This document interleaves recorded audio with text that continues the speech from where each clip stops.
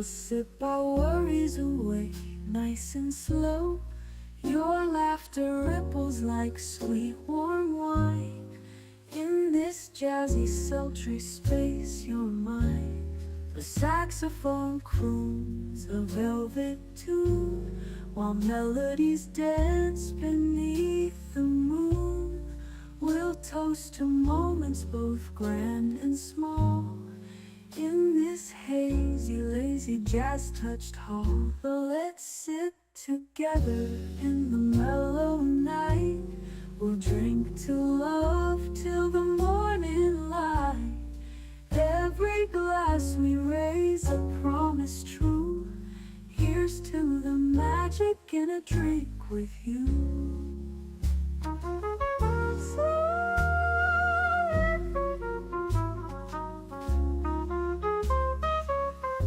Your eyes, they sparkle with every click. Sweet rendezvous over a simple drink. We'll share our secrets in whispers low, just you and me where the jazz flows slow. The world outside fades into the mist, but here it's our own dreamy tryst. With each sip our worries drift away. Let's stay together till the break of day. So let's sit together in the mellow night. We'll drink to love till the morning light. Every glass we raise a promise true. Here's to the magic in a drink with you.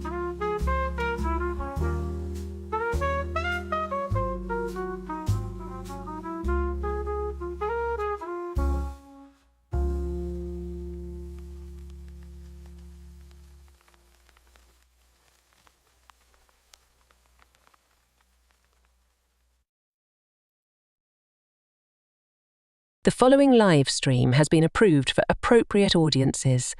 It may contain occasional strong language and may not be suitable for younger or more sensitive viewers.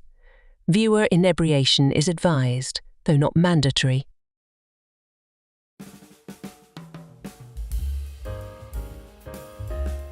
Good evening, happy Friday, and welcome to Last Call, where we pour one last round for the good stuff that's fading away. Tonight we're talking commercials, those glorious little mini movies that used to hijack your TV and somehow became legends. Remember when ads were actually fun? When you'd stop flipping channels just to watch a guy get his arm stuck in a vending machine or a talking baby sell you beer? Those were the days. Back then, brands had to fight for your attention on broadcast TV, so they hired comedy writers and gave them budgets. Now, everything's a 30-second TikTok that feels like homework. So tonight, we're raising a glass to the golden age of advertising. The funny, the weird, the unforgettable spots that made us laugh, crave a product, and just wonder what the hell we just watched. Grab your remote, pour yourself something strong, and let's take a trip down memory lane. We'll roll this Canarble Wagon right now. Last Call is streamed before a live audience. What you sipping on? The Velvet Hammer. If those of you that were joining me this afternoon, you knew what I was sipping on. And I'm at a disadvantage here because I did not run out and get the grenadine that I wanted to use for this. So it is underwhelming, let's put it that way. So I am probably only going to have this one and then move on to something a little bit more standard for me. But if you are interested in hearing about the Velvet Hammer, finding out what it is, what it can be, what it has been, and what inspired me to be drinking it tonight, make sure you go check out Liquid Lunch from earlier today. But I think most of you all that I'm seeing here in the chat were here for Liquid Lunch, so you all know where I'm coming from with that. Let me say hi to all of you, starting with Deleted Scenes. Salute, my friend. Good to see you. So appreciate you. You say like, share, subscribe, comment, become a member, gift a membership if you're feeling particularly generous, and let's pause right there.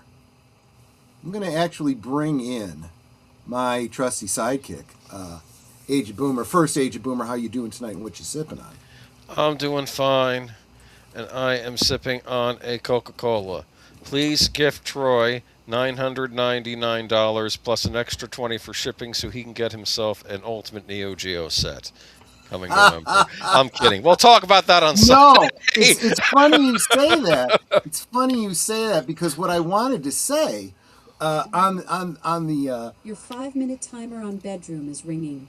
thank you, Alexa. Your 5-minute Alexa, stop. Where was I? Excuse me. I was so rudely I was interrupted by mentioning AI. the Neo Geo, but you had said something else. I don't know. Yeah. Just, So yeah. Deleted scene says gift a membership, so on and so forth.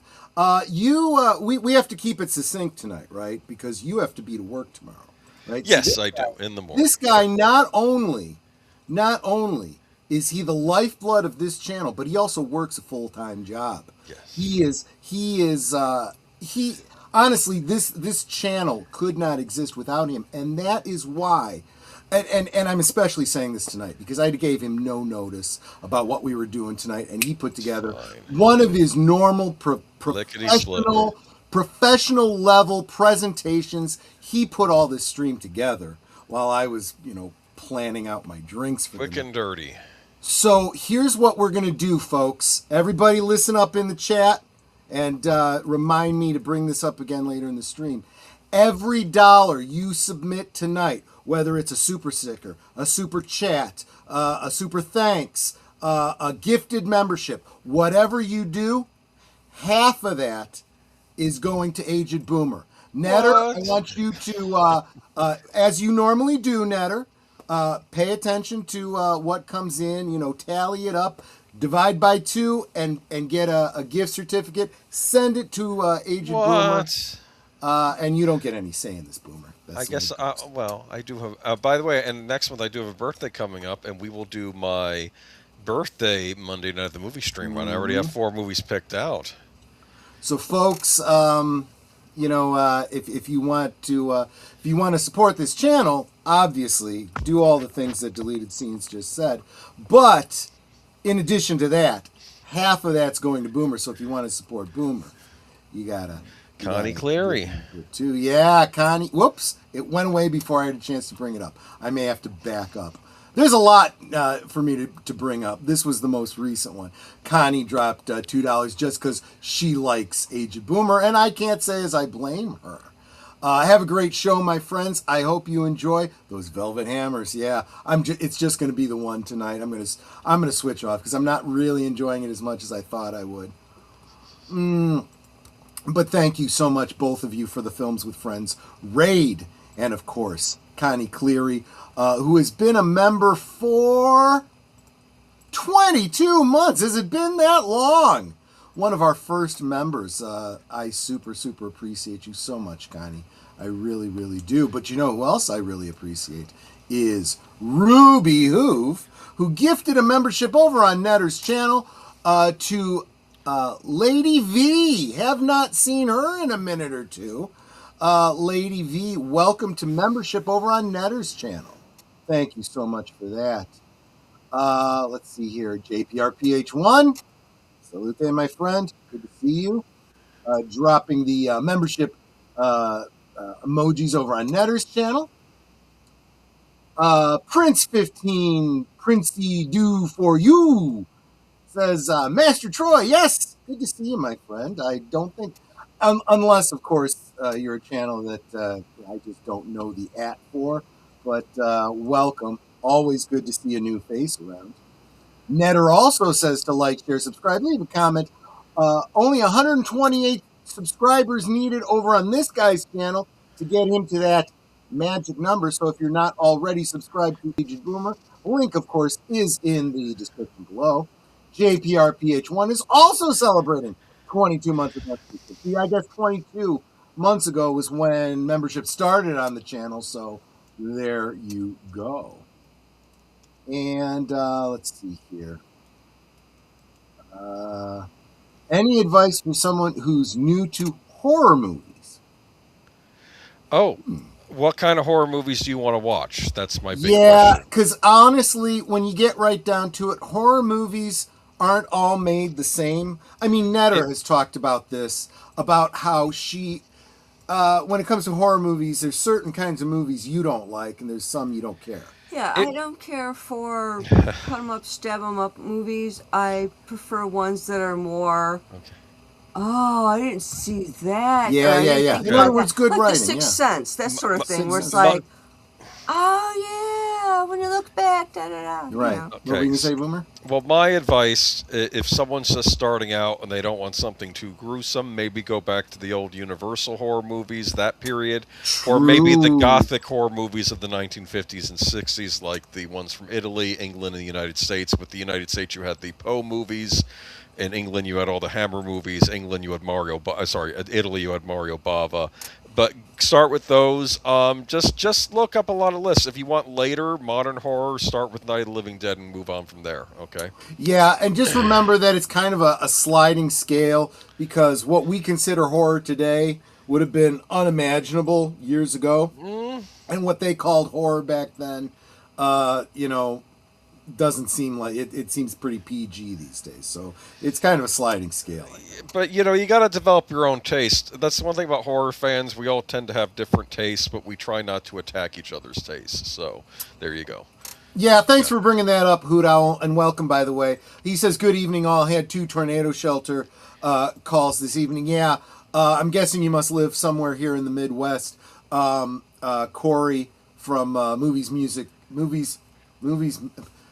Wilkie's Movies and Music. Well, yeah, Wilkie's Movies and Music. I was confusing it with Dan Monroe's Movies, Music, and Monsters.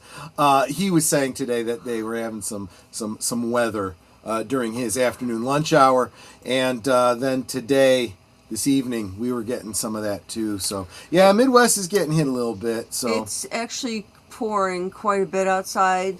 So if for some reason Troy and I happen to go, boop, Boomer's going to why. have to finish up, and he is the designated driver anyway, so that's There's going a to work out. what? A storm? Yeah. If we suddenly go dark, don't be surprised. We have to wrap up the stream. Yeah. It happens. It happens. Like the storm of the century. Could The be. perfect storm. Hail, yeah. Hail to you, Tim Hayes. Good to see you. I haven't seen you in a bit. Glad you are here. And I know I saw Curtis Selby in here somewhere. Welcome, Tired Midnight Blogger. And Troy, are you drunk already? Yeah, pretty much. Or at least that's my story, and I'm sticking to it. So Hoot Owl does say new to horror, star classic Elvira episodes and classic TNT Bubba Joe Bob Briggs. Yeah. Bubba Joe Bob Briggs. Creature features hosted with Tangela. Yeah, I remember all those. not a bad idea. I was Prince Movies 15, the one who asked what would be the story, direction, and genre of your debut movie. That was me. Gotcha. And again, Geek Flag with Nate Knows says, like, share, subscribe, comment, become a member. And if you're going to give $5 or more, why not gift a membership instead to make our family grow? And in case you're just coming in, any contribution tonight, whether it's a super chat, super sticker,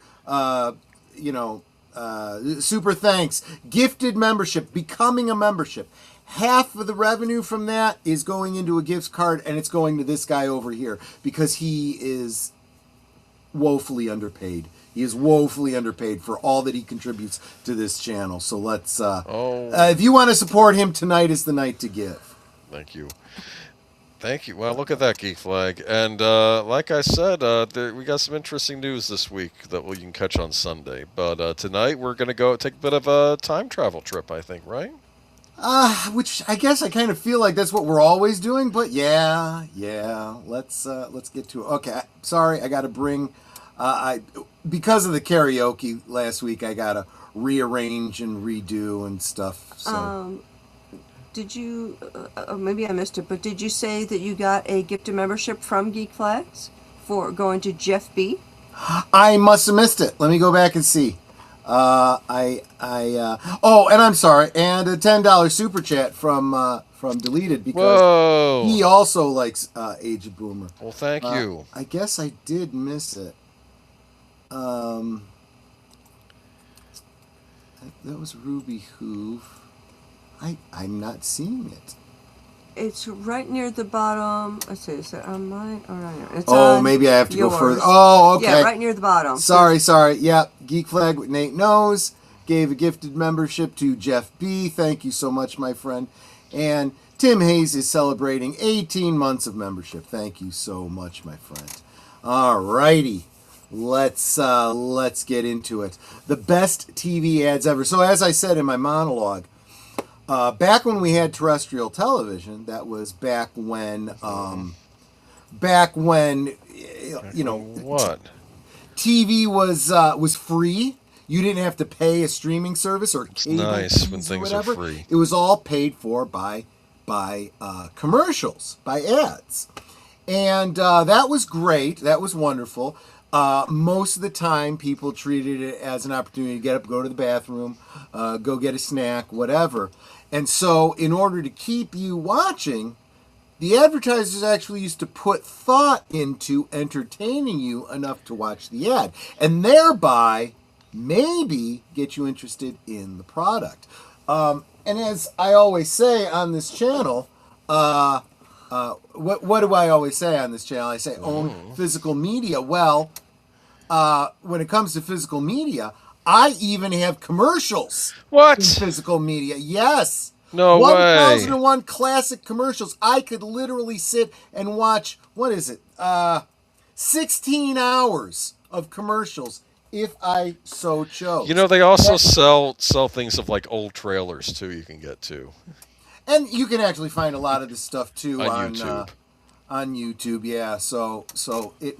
But I'm just saying that, and that's why I thought it was funny back when Demolition Man, Demolition Man came out, and Huxley is talking about the commercials. Harbor hot dogs. What did she call them? She called little vignette pieces of entertainment that you enjoyed. You used to call them commercials or advertisements. I don't remember what she called. And then her and the other cop were singing hot dogs, armor hot dogs. And I'm like, oh God. But then, we not too long ago, we watched Grease and brush up with the new Ipana. And I don't remember that commercial myself, but my mother sure did. And when we saw that movie together, she's like, I remember that commercial. Because you were born in the 70s and that was a 50s commercial? Yeah, if you remember that would be neat. Yeah, it was before your time. So I don't remember it. No, exactly. It was before my time. Exactly right. But... Yeah. So let's get into it. What are some of these? I only did 12. We do 4 from 3 decades. Well, the 1970s. I've got 1001 right here. Well, that's so good. If we need more. And that's the wrong year on this presentation. It's been a week for me. Okay. Anyway, let's move along. Is it 2026 now? Oh shit. It is 2026. We're only through the first quarter. Hey, if you're a Neo Geo fan or you ever wanted to be one, you should be on Cloud 9. We'll talk about it on Sunday. There you go. Ain't cheap, though, but it never has been. Cinzano. Now, this is from the 1970s. Cinzano. Do you know what that is? I do Did not. you watch the commercials I sent you before the stream for you to watch? Watch these. Says the guy that came in 2 minutes before the stream. You know something? Anyway, okay, so, look at this. Do we see the woman on the right? There's a little... no, we don't, because you're in the... Oh, wow. I already like this commercial. That is Joan Collins. Is it? Cinzano. Nice. That's what it's called. Cinzano commercials. Part of me wonders, were these shown in the United States or was this only in Europe or England? But this is Leonard Rossiter, and these are from the late 70s. And the whole like shtick of these commercials is he keeps knocking the wine on Joan Collins and getting her wet. Do you understand? And he's always, it's so wonderful, this Cinzano, all the Italian herbs in here. It's like a very, they're having it with some ice in there. And then he always knocks it on Joan Collins. Does this ring a bell to you, Netter, perhaps? Maybe you saw this on television? I don't know this Starting one. to wonder if this was only shown See, in it looked England. like she was really enjoying her Chinzano, but maybe I'm misunderstanding the whole point. I don't know, man. This he seems a bit out of his league because it's Joan Collins. I mean, come on, Yeah, thank well, you. that's just But it. yes, She's please. kind of out of everybody's league. So. I'm trying to figure out, or hard to deny, but television advertising. Where were these? Were these shown in the United States? I don't know, but I'm not familiar with a lot of this UK adverts. Okay, so I cheated here Well, with the first one. in fairness, this is also a little bit before your time, so you know. I thought these could have been shown in the States, but they're actually UK adverts. But yeah, Mm-hmm. and like basically the whole joke of these commercials is, it's almost like the taste. It reminded me of the Taster's Choice, but like it's almost like the anti-Taster's Choice commercials. Like she's becoming aggravated with him because he's always spilling on her. In this commercial, he like he almost spills, and like she does something to prevent it, but then he hits something on the back of the chair and it goes back, and she spills her own drink on herself. And it's like every commercial, it's like she's almost like she's getting to the point where she's anticipating it and trying to avoid it, like the Yeah. like Wile E. Coyote, whenever he And it gets to the point where yes. trying to avoid it, she ends up causing it. Yeah. This guy's kind of a doof. Okay, I don't know if Yes, this is a friend clearly. or if this is supposed to be your husband in these commercials, but That's part of the shtick. these were not shown in the USA. Italian herbal liquor. Well, you know what? They should have been because they have Joan Collins in them. So there we go. Okay, but moving on. Let's get into stuff that maybe Troy and Ned are Okay, familiar maybe. with. Charmin. This is the don't squeeze the Charmin, isn't it? Now, these did originally start in the 60s, but they did go on into the 70s, so I'm still going to count it. This is I this is agree. Mr. Whipple, who runs Yep. a grocery store. That's right. And he keeps telling people, please don't squeeze the Charmin. Don't squeeze the Charmin. Can't you read the sign? And like this one guy's husband, he looks like a bruiser. He comes and says, you tell my wife she can't squeeze the Charmin. Well, I made a sign. Oh, well, come on, dear. He made a sign. Like, and he's on his side. I'll tell you what, though. I mean, Netter and I are both like that. It's like, did you not read the sign? You know, pay attention, people. No, it's true. So When you remember go and you see someone trying to pull open a door and there's a sign directly in front of their eyes that says "Please use other door," you know. So do you remember these commercials, Netter? Oh, This one, oh yeah, because what was funny is that he'd be so indignant and grab the Charmin from the ladies, and then he'd be squeezing it himself, like kind of like subconsciously, like not even really thinking about it, and then they'd go, Mr. Whipple, and Don't he'd be squeeze just like getting all flustered, like I'm not doing anything. And I think the idea was there were fragrances in the Charmin that would come out when you squeezed it, right? That's one of the reasons people like to squeeze it. that used to be the case. That's true. I don't believe It that's was the supposed case. to be because it was soft. Well, it was also yes. squeezably soft. Back in the '60s, they did have a scented, and that's what the difference is behind him in the two different colors. But honestly, they discontinued that because people had allergic reactions to the chemicals they were putting into it. So now they're just banking on the softness. But look at that little baby on the front. There's this line. That's how soft it is. I don't know. It does. I mean, and this is the thought that marketing departments put into it. You put a little pudgy baby, kind of nesting against a roll of Charmin.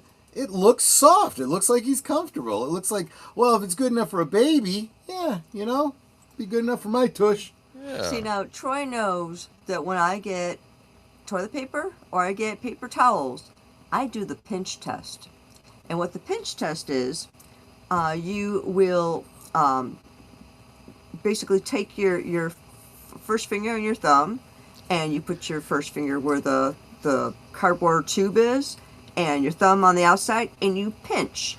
If you can pretty much touch your forefinger, you don't want that. If it's all yeah. air in the tube and nothing. If the softness is because of the looseness of the wind, yeah, you don't want that. If it's a nice thick ply and it's kind of dense, it's nice and firm. That's you're the one you probably want to good. get. You're probably good. I come from a Because- single ply household.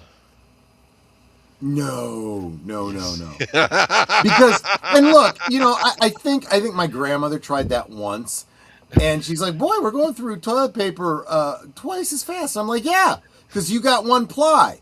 We're gonna use twice as much. Are you saving money, Grandma?" I don't make the rules, dude. If I was on my own, I'd Think be doing about two it. fly, man, every day. I'm just saying. Okay, but anyway, that's Charmin. Squeeze the Charmin. I'm assuming this is also towels, or is it just toilet paper?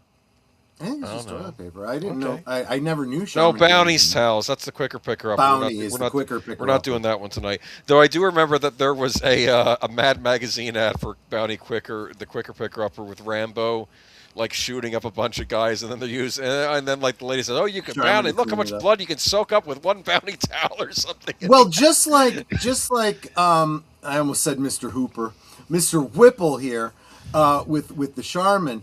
Who is the woman with the quicker picker upper? That was C. Josie. No, Rosie? Rosie. Rosie. That sounds right. Rosie. Yeah. You know that Mr. Ripple, Mr. What was his name? You just said Mr. Hooper. They were probably sort of part of the same fraternal They, order of elks. Or yes, something like they that, probably Elks met Lodge or at all the something. grocers conventions. Yes, Yes. I'm very sure. Elizabeth I had the original toilet and toilet paper and suppressed the technology until it got reinvented centuries later. Centuries It late. would make the Wow. populace too complacent, and they'll say, "I don't need to go explore the new world." That's what she thought. They'll just want to stay in England with this fine toilet paper. Actually, I'm wondering if that's historically accurate, or if that's a rumor that was started by those Ren Fair people just so that they could have Probably. a plausible reason to have toilet paper in their privies. Yes. All right, shall we move on from Mr. Ripple? That would be Rest in Nancy peace. Walker, who played the character Rosie, the waitress. Yes, but we were right. It was Rosie. Yes. There you go. So you always had these, and see, just like a series of movies or TV shows, you did have these recurring characters. Yes. Right? It was like old friends. It was like visiting old friends. Actually, I'm sure that's exactly why they did that. You know, you started to learn to trust Rosie and Mr. Whipple and Flo and whomever. Well, Flo we else. have now still. Yes. True. I mean, do we? I haven't seen terrestrial television in over a decade, so. Watch Tubi. She'll pop up on there. Slinky. Slinky. Not only do I vividly remember this one, but I vividly remember the Ren and Stimpy parody of this. So. It's log. Exactly. But this is Log, Slinky. log. Well, wait a minute. Slink. Yeah. You guys are doing that, and I can't remember the. Was the that little Slinky. Troy right there just going nuts with the Slinky? that's Kinda, one of the kinda. images. Goes What- what downstairs, a loner in pairs. It makes a slinkety sound. Oh wait. And I keep hearing the parody in my head, so I It's can't this remember. lovely lady, sounds like a mom or maybe Yeah. someone, or a Yeah, fairy yeah, yeah. godmother, I don't know, saying that you want the Slinky. And of course, when you're a kid, you see that commercial, you're like, I want a Slinky too. And I never really thought about it till now. It's Slinky for fun. It's a wonderful toy. It's fun for a girl and a boy, making it very clear you could buy this. This was not gender specific. It was so a we could sell non-gender twice toy. as many of these damn springs. That's really all they were, was springs. And the whole go down the stairs. I lived in a ranch. I didn't have, well, I had steps, so it could go down one step. Oh. Slink, ba-doomp, it's Deprived done. child. I lived in a 2-story growing up, so I actually tried it out on the steps. I and it used to worked. bring my Slinky to my grandmother's house. That going back to grandma with the toilet paper, used to go to my grandmother's house, and I would take the Slinky and I would be playing on the stairs with it. Yeah, because that was really about all the Slinky was good for. But walks downstairs, a loner in pairs, makes a slinkety sound. A spring, a marvelous thing. Everyone knows it's Slinky. It's Slinky, it's Slinky. For fun, it's a wonderful toy. It's Slinky, it's fun for a girl and a boy. That's What? absolutely Everyone right. wants a log. Yes, gotta get I your know. log. Because the log is in my head so much, I needed. Because the needed log to do lady. it. Well, that is true. That is a good point. Now, Snetter, did you have one of these growing up? I'm curious. Yeah, well, I also am the fifth child of 5. So it's like either my brother or one of my older sisters had one. And of course, because being the youngest, I always got hand-me-downs. I got to play with the Slinky, and there's a trick to it, Troy, because yes, you would have sometimes where it only go down one stair and then stop. You That's had true. to put it on. You had to make sure it started on the edge of the stair, Right. not in the center. Right. So then when it went to the next one, the momentum would carry it to the next one down, and it was always like on the Well, edge. that I understood, but the problem was when you only had one step, and it went down one and then flopped over, and that's it. We're Yeah. done. Question.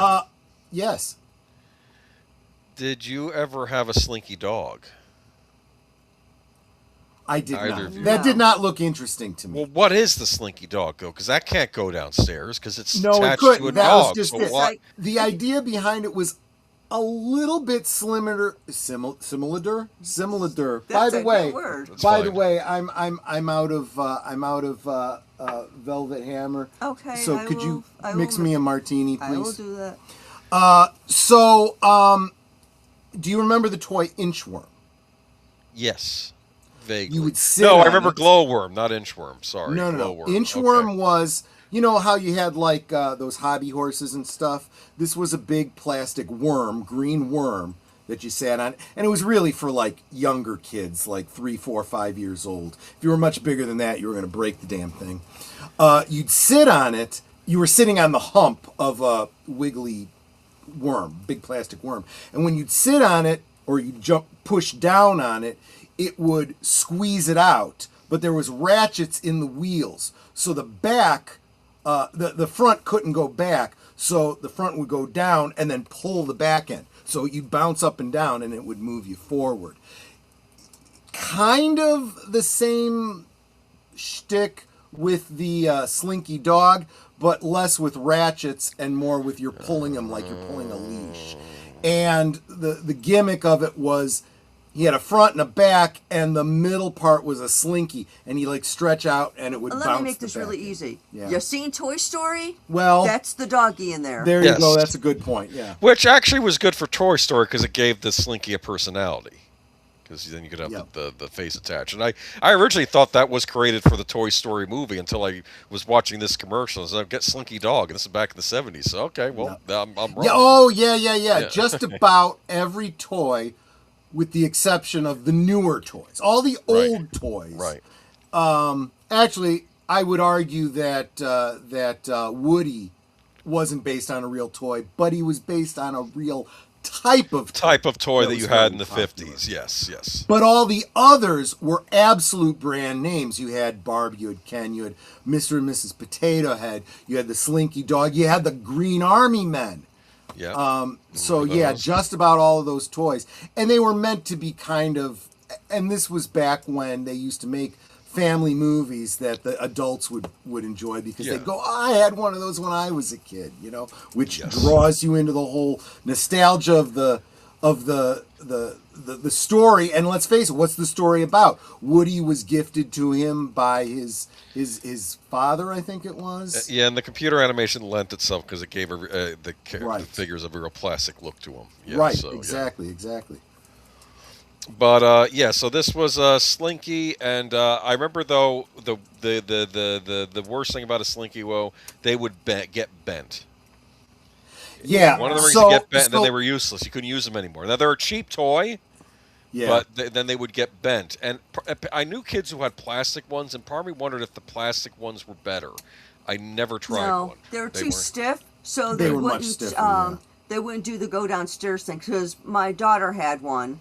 Forget where she Oh, had I her see. from, but my daughter had Right. one, and it didn't do much. I mean, if you held it in your hands and you stretched it and put it back together again, yeah, it would do that type of motion. But it could not do the down the stairs thing. It wasn't as good It was too for stiff. that. Also, whereas the Slinky would bend, the plastic one would break if you put too much pressure on it. I had part of a Slinky, but I straightened it. Egon Spengler. That's right. That is a great line from Ghostbusters. But as Hoot Owl points out, cutting and retempering Slinkies was an early intro to using torches. My only value to the stretched out Slinky was a chemistry teacher in high school using it as an example of what it meant to be denatured. You know, like proteins becoming denatured. Basically, it's the same material, but now it's misshaped, and now it won't interact in the same way. Which I thought was a very, very interesting way of putting it. Joe's Atmosphere. Thank you so much, my friend. Drops a $5 super chat to say, look up the greatest beer commercial of all time. Search for Pour Down Center, a Bud Light commercial starring James Hong. Interesting. I'll have to look into that. I'll look that up. I do have a beer commercial on tonight, but it's not that one. But that sounds like a good one. See how many jingles we'll be singing tonight. All right, so I'm going to move on. Let's move on from Slinky and move on to I'd Like to Buy the World of Coke. Speaking of jingles. Is super, super classic. This, despite what people believe, they've kind of cut through all the noise on this. This actually was originally just a jingle for Coca-Cola. Yes, it was very much a hippy-dippy type thing that people can imagine being a popular song, but it didn't become a popular song until later. It starts out as a partial song sung by these, as they came to be known, the Hilltop Singers. And it became so popular as a commercial that people were calling into radio stations asking for the song, and they were going, to the best of our knowledge, this is not a song that's been released. So they reached out to Coca-Cola, and Coca-Cola said, well, maybe we have to have them record the full song. Now, licensing and that kind of stuff behind the scenes, I know nothing about. Maybe talk to Professor of Rock about that, or Tom Connors even. But that's what I know about this. But, well, I would imagine you even in a song you can use the word Coke, even if you're not even officially endorsed by Coca-Cola. Because I've heard songs having Superman in the title, and DC doesn't sue them. You know, I mean, it's just in the lyrics. It makes me wonder about what is it, Sunshine Superman? Superman and Green Lantern ain't got nothing on me. Yeah, I don't think you can go after people for a song lyric like that. I could be wrong there.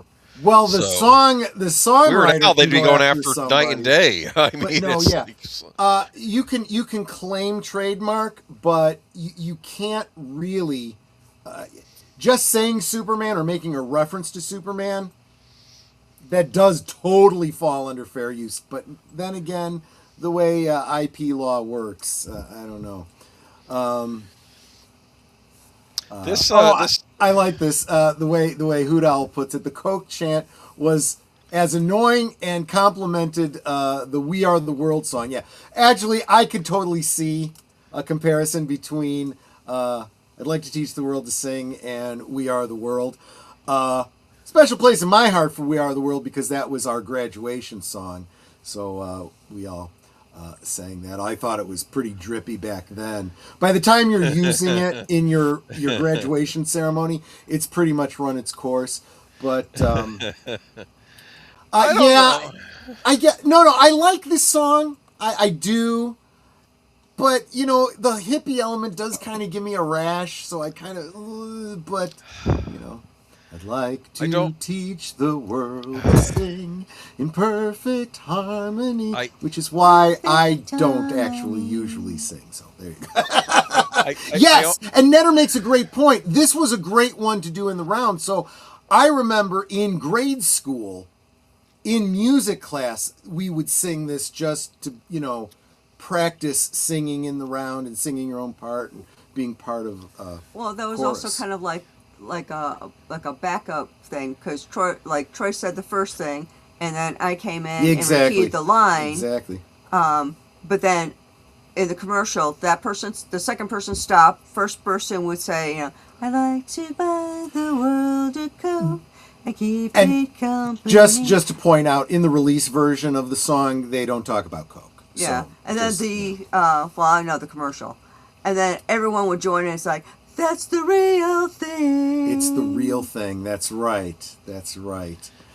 This has actually made a comeback too. I think it was late '80s, early '90s. They redid this and brought it back. This made kind of a comeback. I'm spoiling the end of a show, but I'm going to have to do it. It's insinuated at the end of the series Mad Men that one of the lead protagonists, Don Draper, it's inferred that he is the one that creates this ad campaign. That's pretty like cool. After the show That's is pretty over, cool. like he got an idea, like in the last scene of the show, and he got the idea, and then they show the actual clip from the song, and you get the idea that he's the one that creates this ad. That's kind of cool. No, I like that blending of fiction and reality. But yeah, no, Netter Which makes is what a great Mad Men point was all because about. It blended fiction and reality. Yeah. The commercial sings, I'd like to buy the world of Coke, keep it company.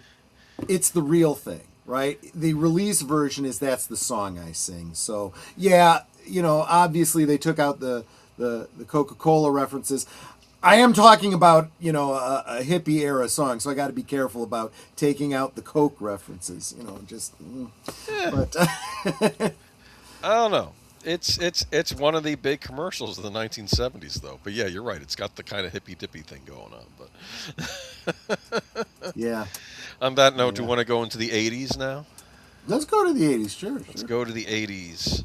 Oh wait, we had to put up with the Partridge Family. I like the Partridge Family. I love the Partridge Family. I was, well, of course, having a crush on the older sister was, Dude, kind that's of what part they should. of it. But I wonder if they would have done that if they had done a Brady Bunch movie 3, the Brady Bunch Family versus the Partridge Family. That could have been. There was a made-for-TV movie that implied there was a rivalry. Yes, that would have been interesting. And showed the kids from the Partridge Family and the kids from the Brady, like they were coming together, like, staring each other down. I'm pretty sure that like it's Avengers Civil happened. War, like Captain America Civil exactly, War. Exactly like that. What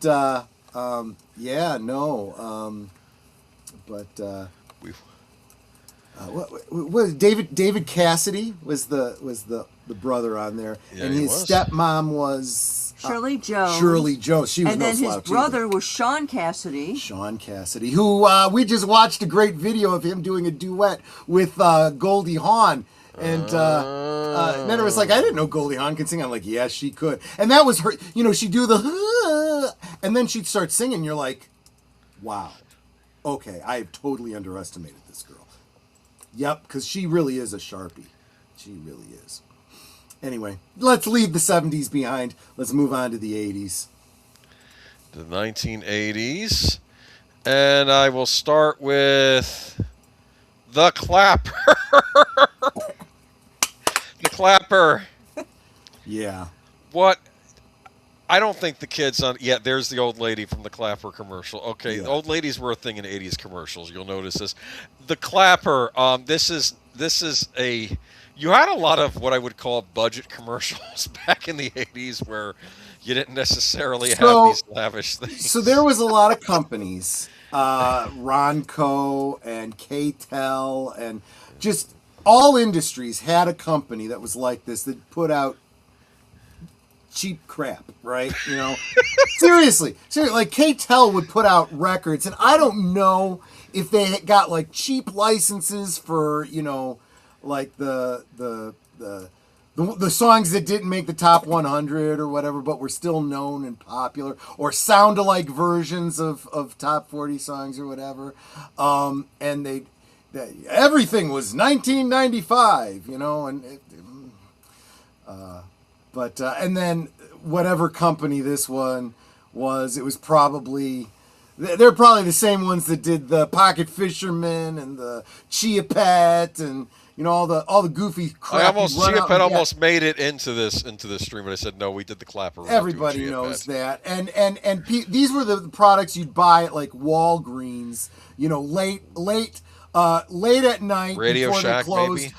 on Christmas. Radio Eve. Shack sold the Clapper. Come on. Oh, I'm sure they or did. They had their own version of it that wasn't the official Clapper. Yes, I actually, Hoot Owl was saying exactly what I was thinking. Or whatever old lady commercials, falling and can't get up. Where's the beef? The Clapper. I almost said I wanted to do anything on the early fall QVC. That's right.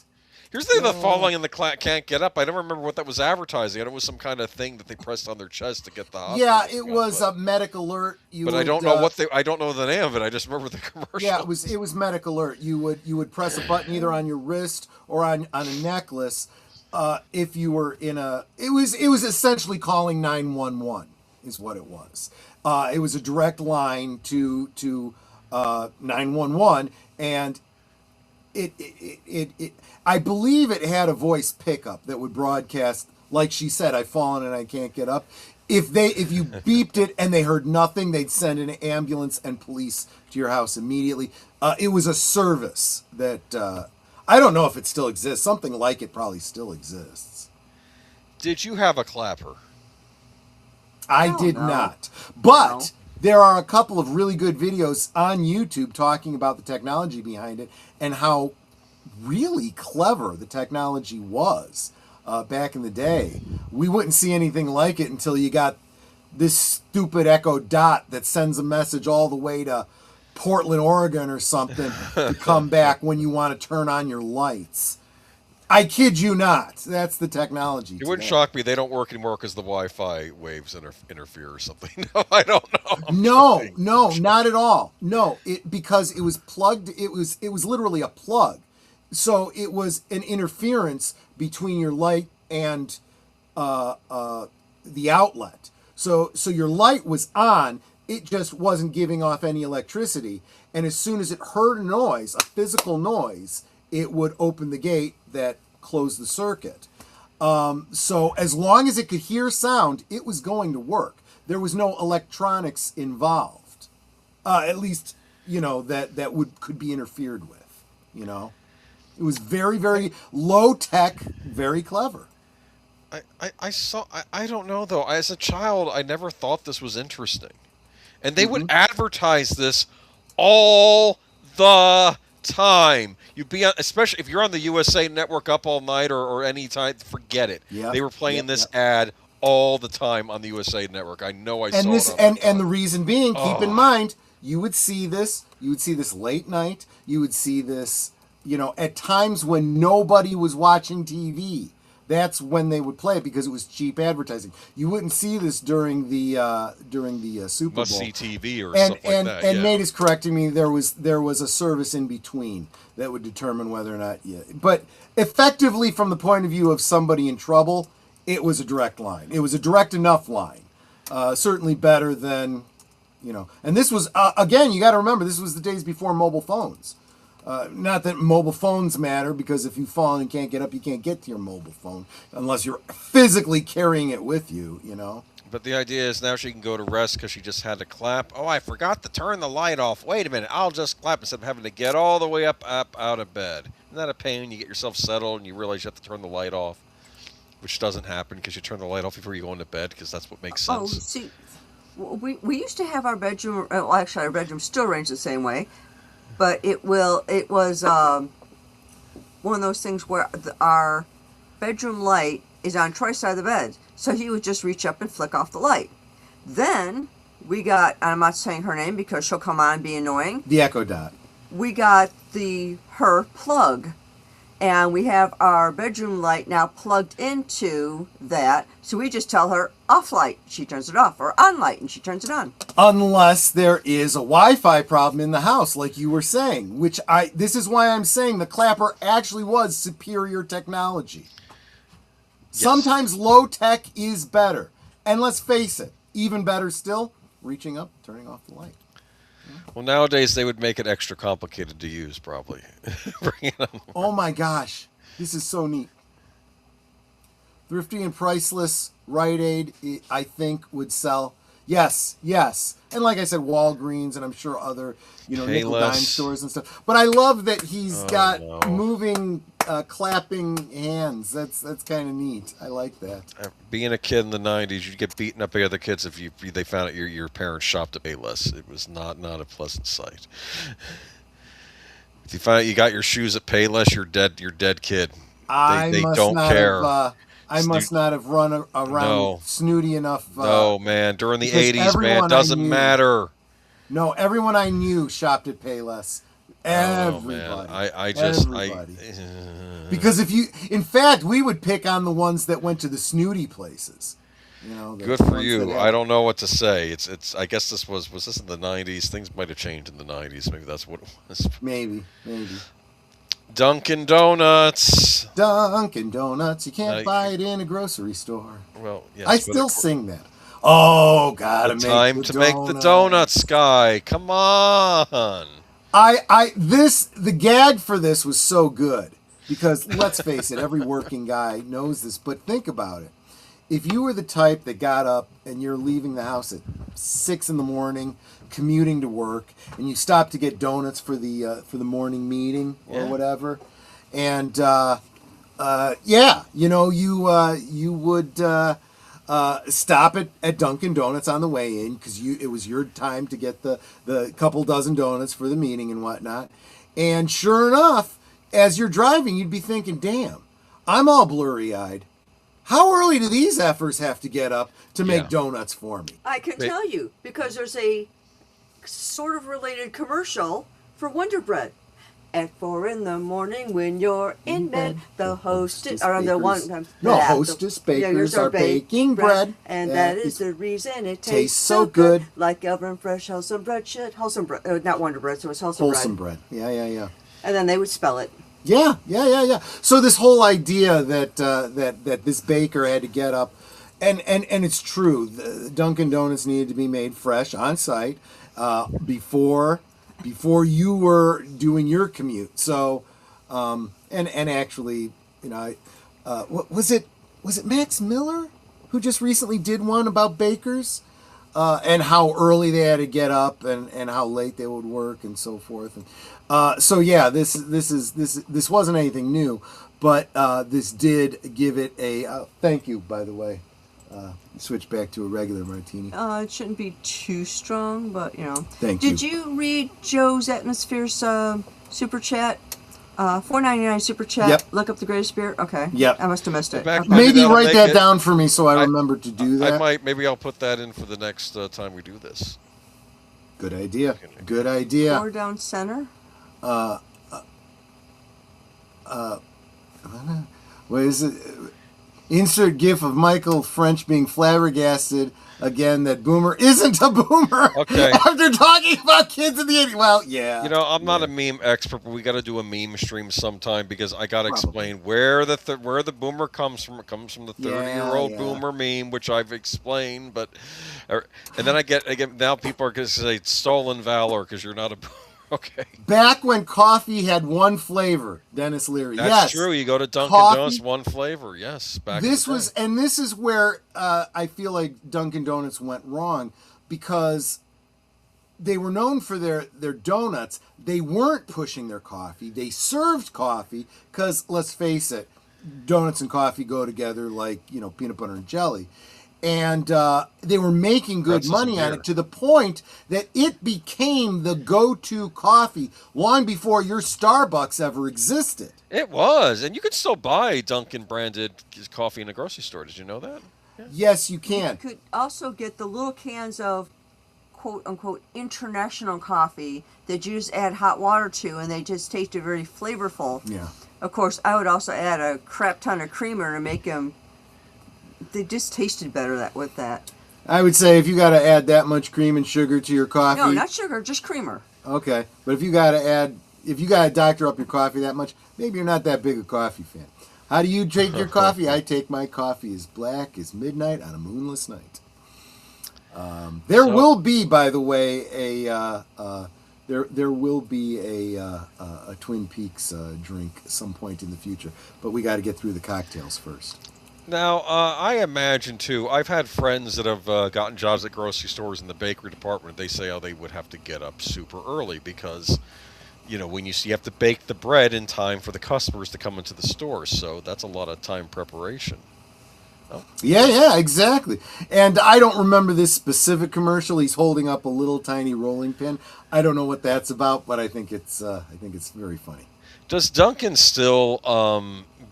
bake the donuts, or they get them delivered now? I think they get them delivered. They get them delivered. Yeah, it's not the same. They add the icing themselves. They get them delivered frozen, and then they have to thaw them, because I've gotten a couple of donuts where it's like I'll take a bite and go, okay, this is still frozen in the center.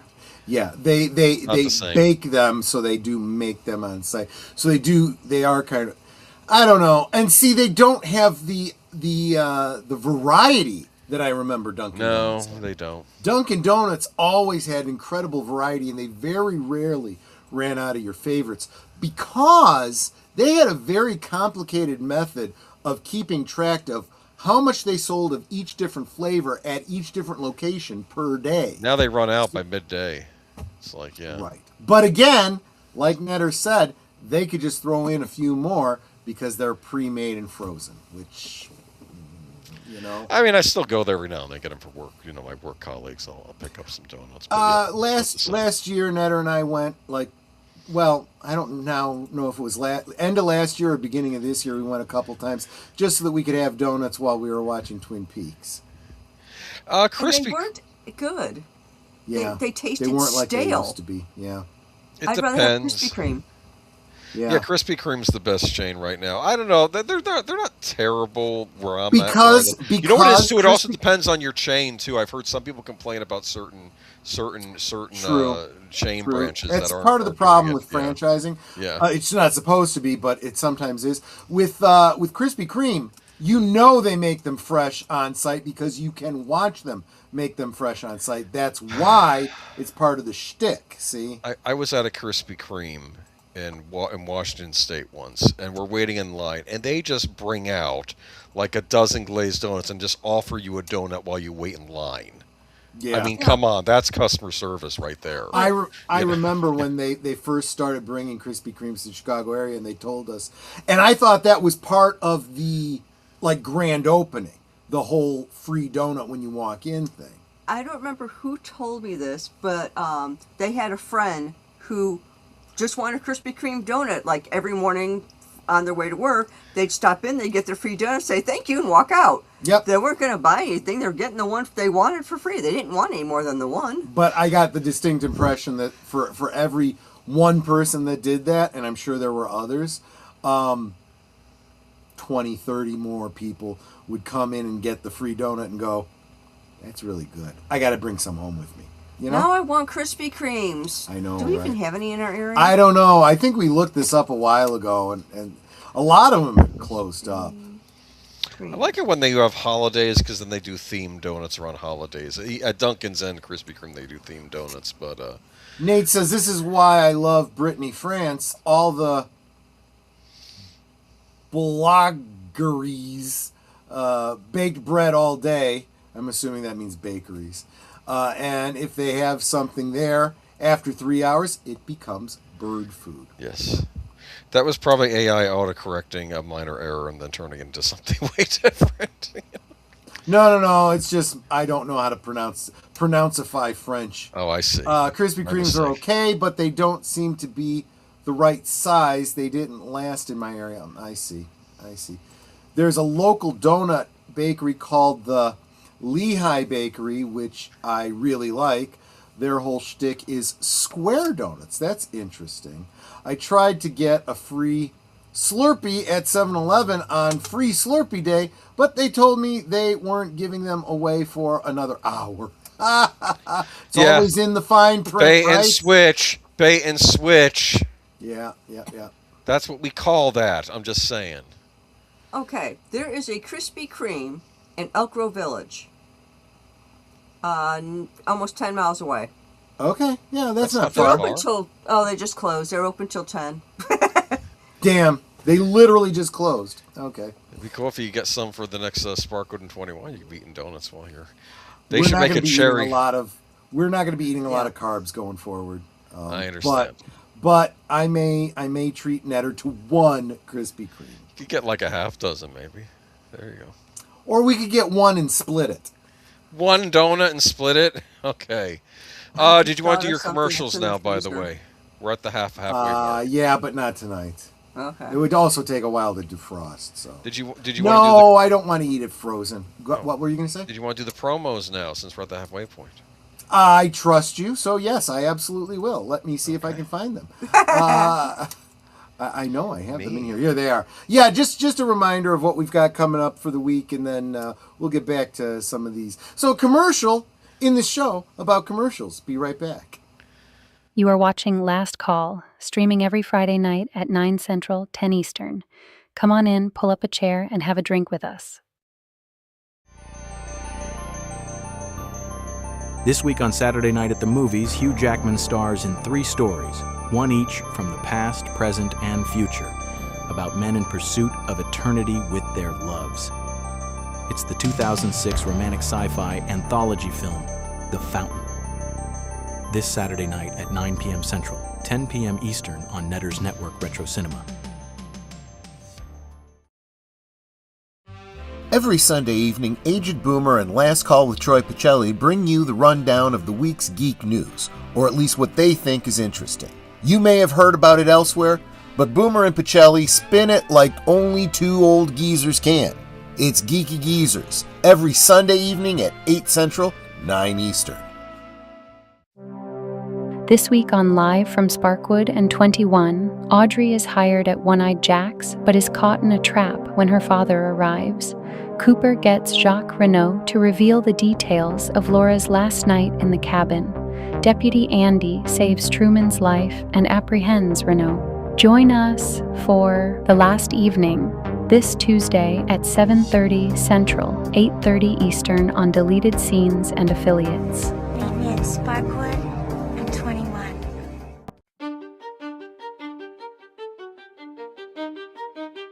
This week on Last Call presents The Return of Sherlock Holmes. A bored Holmes eagerly accepts a case involving the disappearance of an amateur Spanish cartographer, as well as his servants from Wisteria Lodge. Join us this Tuesday at 9 Central, 10 Eastern. Did you top off your glasses? We now return to Last Call. So, Lester, welcome by the way, Lester, says, don't know why, but Dunkin' Donuts had to offload their stores. And in my neck of the woods, they are Sesame Donuts. That may be a blessing in disguise if this Sesame Donuts is any good. Well, my thing is, I don't think I've ever gone to a Dunkin' Donuts that was owned and run by anything, and I'm not disparaging the nationality, but they're all run by Indian, right? And I can every explain why. single one of them looks bored out of their mind, like, I don't want to be here. You want a donut? Fine, here's your stupid donut. Leave me alone. I can tell you why that is. It has to do with a kind of pseudo culture that has been created by families emigrating to our country. You will have people from India, from many countries, sometimes very professional people, doctors and Right. stuff like that can't immediately begin practicing their trade in the United States. So oftentimes what they do is they transfer their what wealth they have into a franchise, into a business, with the hopes that eventually they can go back to doing whatever they were trained in once they get certified again. Don't get me started about certification and how we're supposed to be the land of the free. Anyone should be able to practice. You know, licensure is control. It's not, and it's not quality control. But, you know, and then if Dr. whomever it is who came from another country then begins practicing in medicine, someone else in his family can take over that business. They can, you know, it's equity. You know, it's intelligent. What do you call it? Dollar wise. You know. But yeah, if you were a doctor and you suddenly were running a Dunkin' Donuts, you might have a little bit of attitude too, you know, I gotta say. I think we have one Dunkin' Donuts in my area. We used to have donut shop called Winchell's. I remember that name. Winchell's. Yeah. Uh-huh. I don't think I've ever been to a Winchell's, but I've seen them before. We may even still have some of those around here. I'll tell you in a minute. The chain in my area is run by a giant Lebanese family who has been who've been upstanding folks. Yeah, that's what I'm talking about. These tend to be family businesses, and so that's why you'd kind of expect, oh, wow, they're all related, so they all look very similar. Shock. Well, yeah, but my thing was like they always looked bored out of their minds, and it's like, okay, there's no customer service here. You just want it's like give me your order, now get out. And this is my problem with just about everyone and just about every business. You're having a bad day. You're having a bad week. You're having a bad life. You don't want to be here. You wish you were doing better things. You want to be successful. Learn to put that aside. Leave it at the door and be as happy as a pig in slop. Welcome, Jamie Lynn. Good to see you. Okay. Winchell's Donut House is the West Coast's largest donut chain with over 170 locations, primarily in California, Colorado, Nevada, Nebraska, Kansas, and Oklahoma, plus locations in Guam and Saipan? Saipan? Saipan? Yes. But I honestly believe that there is the ability to, especially in this modern age, when you can kind of evaluate people before you go see them, evaluate a business before you go see them. And look, let's face it, you go see a doctor and, you go in and you complain about your head and he goes to you, well, here's what I'm thinking. You're having some pain in your brain, so what we're going to do is we're going to lop off the top of your head and root around in there with a stick and see if we can't find that little old clot. I'm not going to be staying with that doctor. I don't need the American Medical Association to tell me he's probably not qualified. Just saying. But anyway, how did we get to brain surgery from Dunkin' Donuts? Because I don't know. But I don't know. You've been drinking. Time to make the donuts. Do you remember the one where it was like a series of him getting up in the morning and then coming home at night?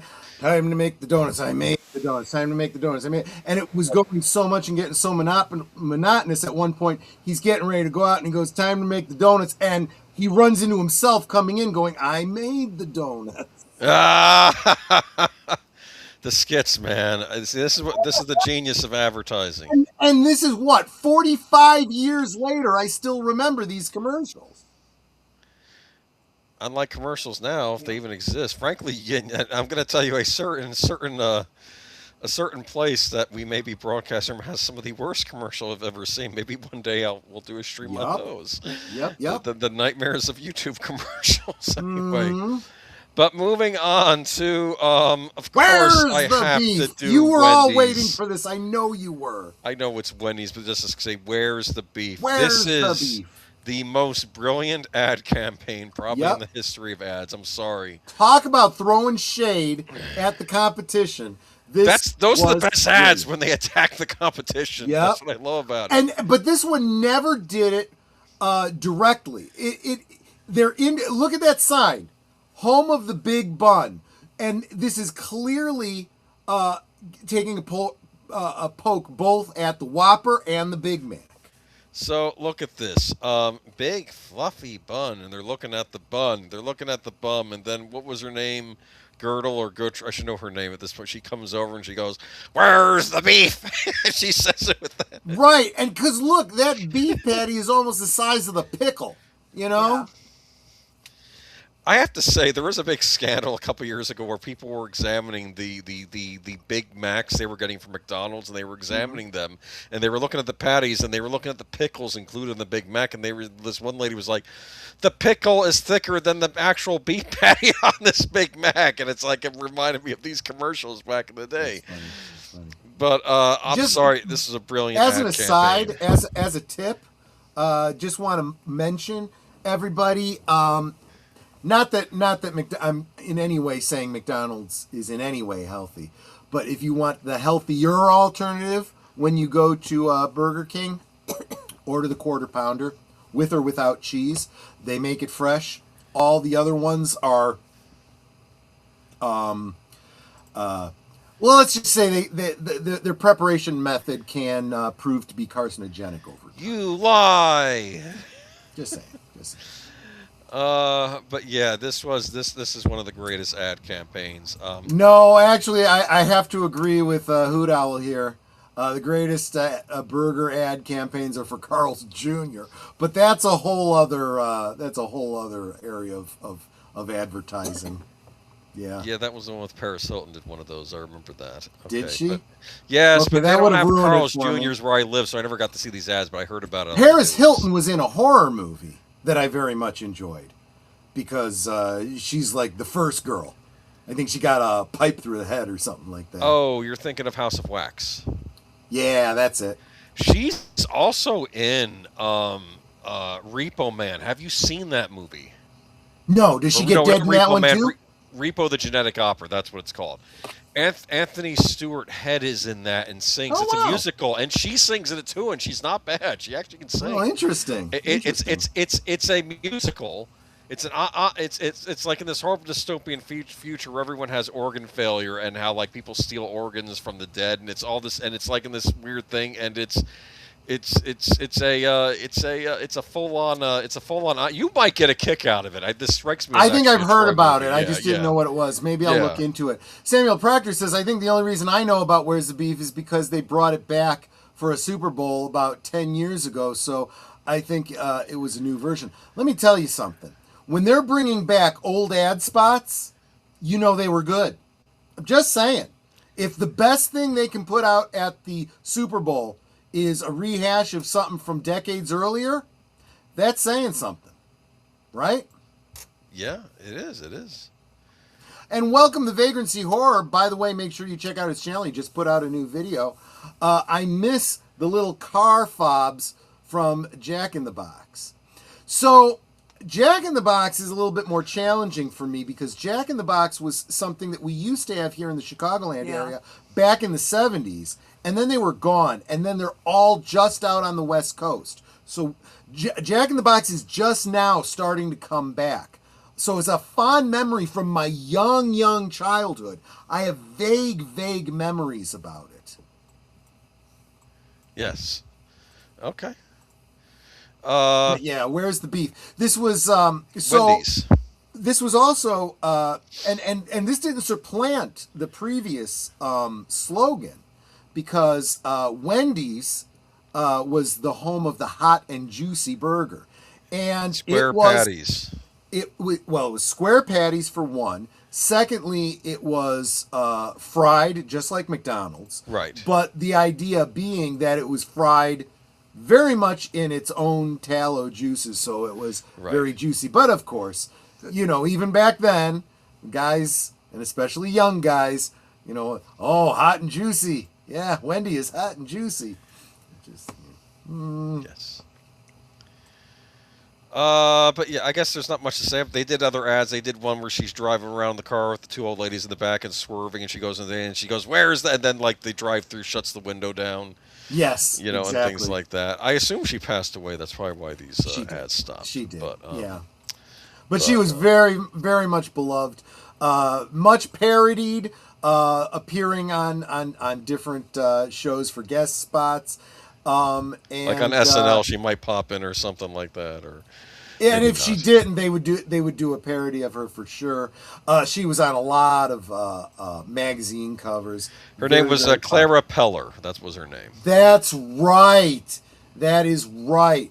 Because that name, every time it wasn't a commercial that she made an appearance, everyone would talk about Clara Peller, who wasn't really in any kind of broadcast or entertainment until much later in life. And just struck it freaking big. It was amazing. Yeah.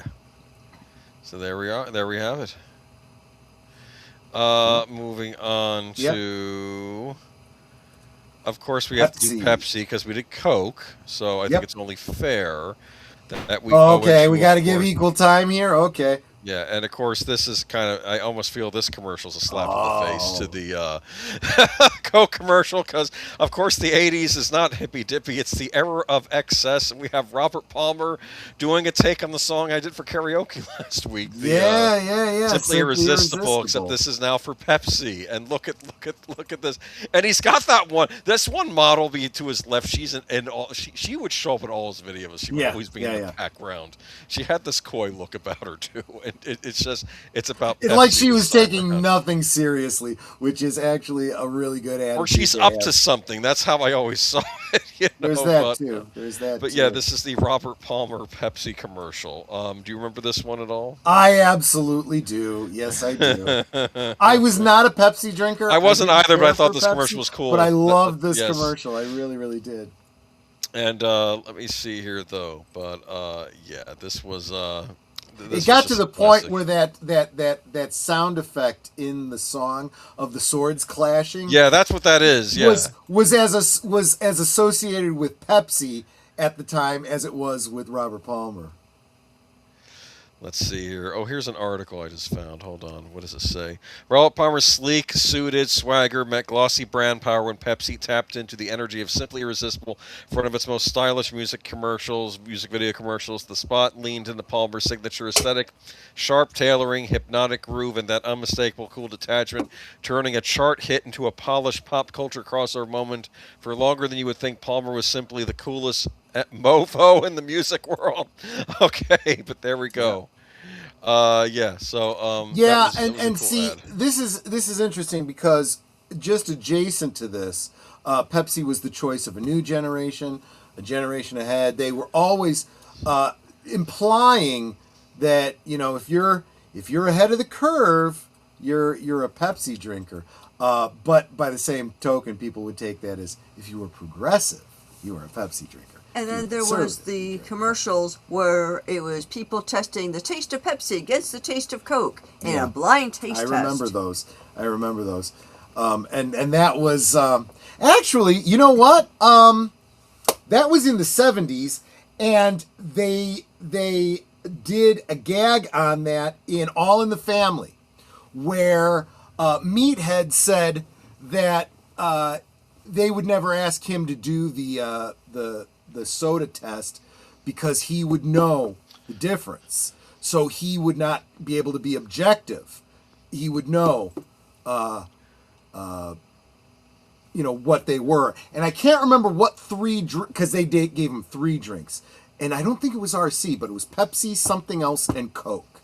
And he bet Sally Struthers' character, I forget her name, Gloria, that he said I absolutely could. If he guessed them all 3 of them right, she would eat like mushrooms or something that she was allergic to or something like that.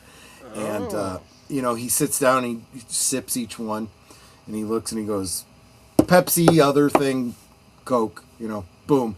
And it was a funny gag because then she went through the shtick of eating and getting sick and Anyway, I've totally gotten off, but this is how much these commercials literally affected pop culture that they actually did a bit in a popular sitcom about the commercial. Exactly. But yeah, unfortunately, it looks like he died at 54 years old. That's too bad. Robert Palmer? Yeah, Geek Flag was talking about it. Damn. Too bad. But okay. I guess we got to move. So Hoot Owl says he was talking about for a while they tried Crystal Pepsi, was disgusting drink, a glistening oily bottle. Well, guess what? Crystal Pepsi was literally just Pepsi without the caramel color. So maybe if you find Crystal Pepsi to be objectionable, you would probably find regular Pepsi to be equally objectionable. Listen. You just can't see the problems with it because of the caramel color. This is what people said. People say, "Oh, I can't believe it tastes like cocoa," which, of course, I never see cola as having a cocoa flavor. I feel it's more of a caramel flavor. But I'm sorry, man. I tried Crystal Pepsi back in the 90s, and I didn't think it tasted like Pepsi. And maybe that's just some weird thing in my head where I wouldn't accept that it was Pepsi without the additive to make it look like the brown stuff. It completely threw me off, though. I'll tell you what. No, I just did not like it. Did not like it. Well, one experiment you can do, take your favorite cola, whether it's Coke, Pepsi, whatever it is, and boil it down. No. All that's left is that black-brown residue. That's the good stuff. Yeah, look into it. That is probably the worst thing for you. Okay. Yeah, you know what? We all got to die of something anyway. Okay. Anyway, all right. Well, I want to. I intend to live forever or die trying. Anyway. Joy promised me. Because I promised her, yes. Well, okay. Maybe I'll. Well, we'll see. I would promise that to a certain someone, which is the Neo Geo. But anyway, I'm sorry. Wait. No. Anyway, I'll talk. I thought you were going to say Sunday. Sophia. I said, well, she's going to live. I don't know, forever. man. That needs.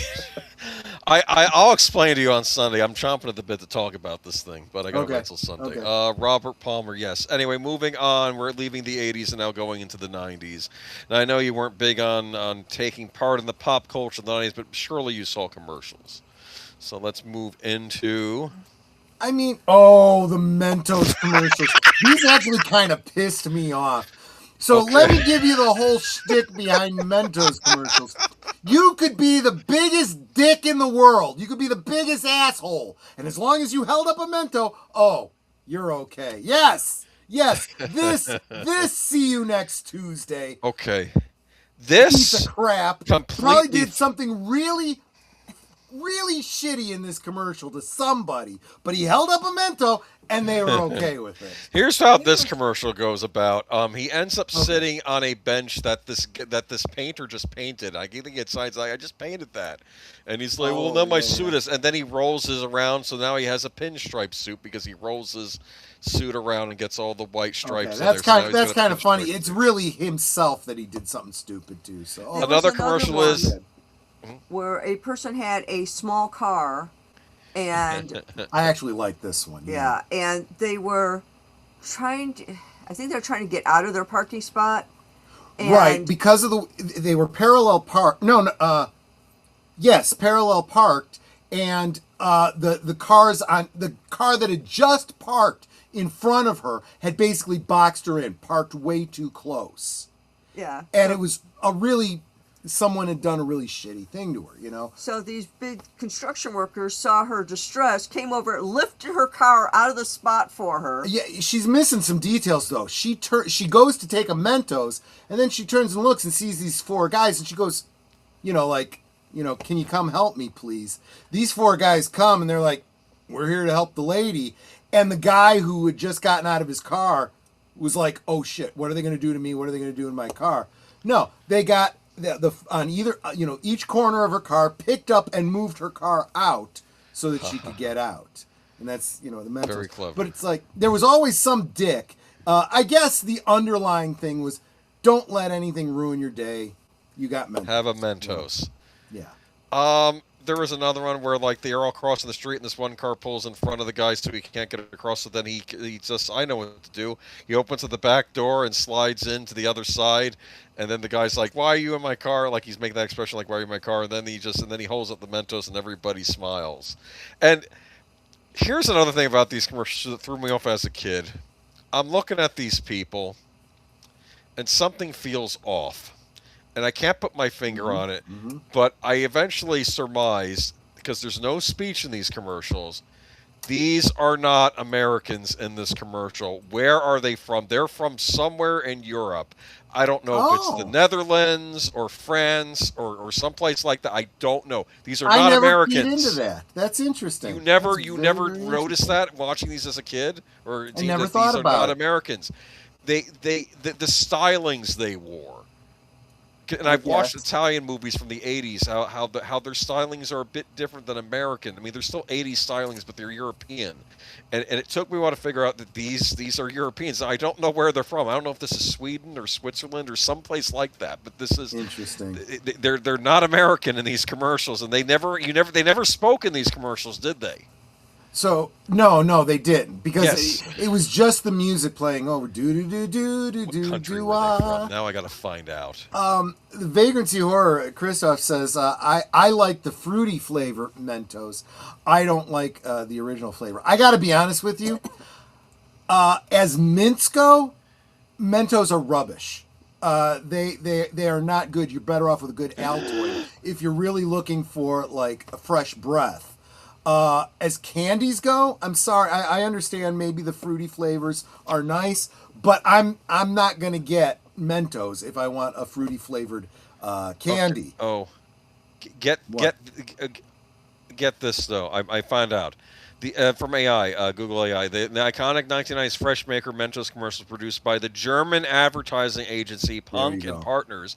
While they aired extensively in the United States, they were filmed in Europe and South Africa using European actors to create a slightly surreal, quote unquote, Euro trash aesthetic that aimed to depict an idealized, upbeat version of American life. That's what threw me off. So they were Yep. actually being kind of trashy on purpose because I don't like that word Euro trash because Europeans aren't trash. I try to be nice to Europeans, especially. And I So, don't know if yeah. you saw the super chat from Nate. Oh.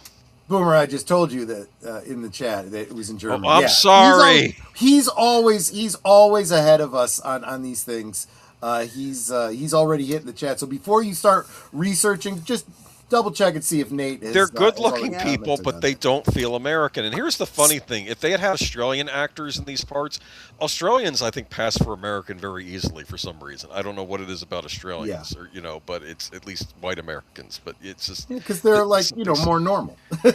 Well, I think it's the both colonial caste lost. Could be. What were you going to say? So Nana? maybe they have similar aesthetics.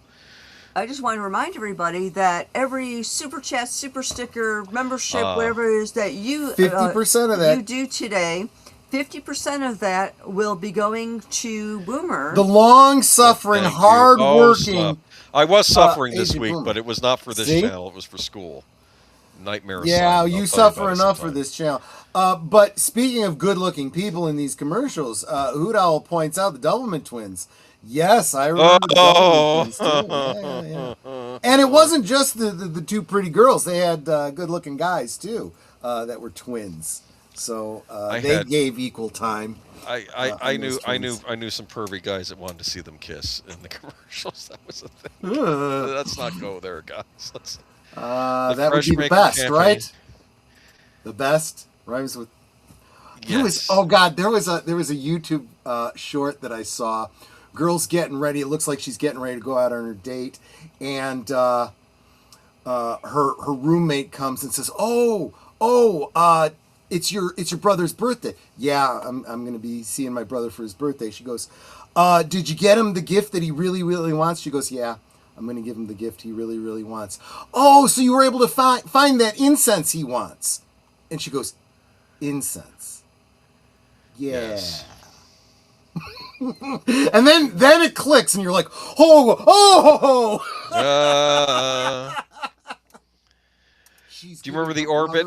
The orbits. For his birthday, and it's not incense. Yeah. Okay. See, when you got to really, it does take a second. Yeah. I like the Orbit's English girl. She was my favorite of these commercials, and I don't even know if she's English because she. Oh, that's right, Yes. Orbit. A different character, her. not And the she was Tubman like, twins. This was the Orbits. And she would talk yes. about and it makes your breath clean, and then she'd do this, and then you get that little glint off her she's like teeth. too Yeah. perfect. So I'm Yes, part of me wonders and that if was that's the real voice. part of the shtick of the commercial. Is that her yes. voice? I'm wondering where she because something threw me off. Is that her actual voice? It may From be the her act- actual actor, voice, from the but actress? I'll bet you that it was done in voiceover. Augmented or something. Yeah, because it Possibly, seems too possibly, perfect. And that's it part throws of me the off. charm of it. Yeah. All right, moving on from Mentos. Yeah. It's been 20 years. Budweiser. Now, I do have a Budweiser. It's not the one that was mentioned earlier, but I have a Budweiser campaign from the 90s, and of course, it is the Budweiser Frogs. The Budweiser. Remember that? Oh yeah, before Toast, before Budweiser went to the pure stupid, they actually used to do I don't want to say good commercials because I never thought this was a good commercial, but they were Memorable. They were memorable and memeable. You know, this whole Budweiser. This was one of those a Super Bowl commercials. Oftentimes, Budweiser would do their commercials during the Super Bowl, and they would just catch on, and they do shorter versions of them, going forward, and you'd have just like a quiet time in class, and you'd hear someone Bud, someone else would go Wise, and the teacher would be like, okay, that's enough. Yeah. That happened in my school all the time. This was a huge. I think this started out as a Super Bowl ad, and the Bud Bowl someone's mentioning, and this was the huge ad in that, and it was just a huge success. Mm-hmm. And actually, you could have picked a whole bunch of Budweiser commercials. You could have done the horses. The Clydesdales. Well, the Clydesdales are That's just a classic Christmas one. I thought about staples. that one. I was going to do a beer commercial, but I took. And what was the other? The What's Up? I'm not doing that one. It's not. Which happening. was as annoying, more annoying than this. I But think the frogs are clever. The What's Up, just no. I hated Yeah, that. most people and then did. there was the Spong Monkeys. That was Quiznos. The Spong Monkeys were Quiznos. I remember those. We like these subs because they're good for I like the us. Quiznos. Yes, I remembered that. Well, that's the thing, though. That's how the whole point of ads is to grab your attention and make you recognize cause you the to brand. remember it.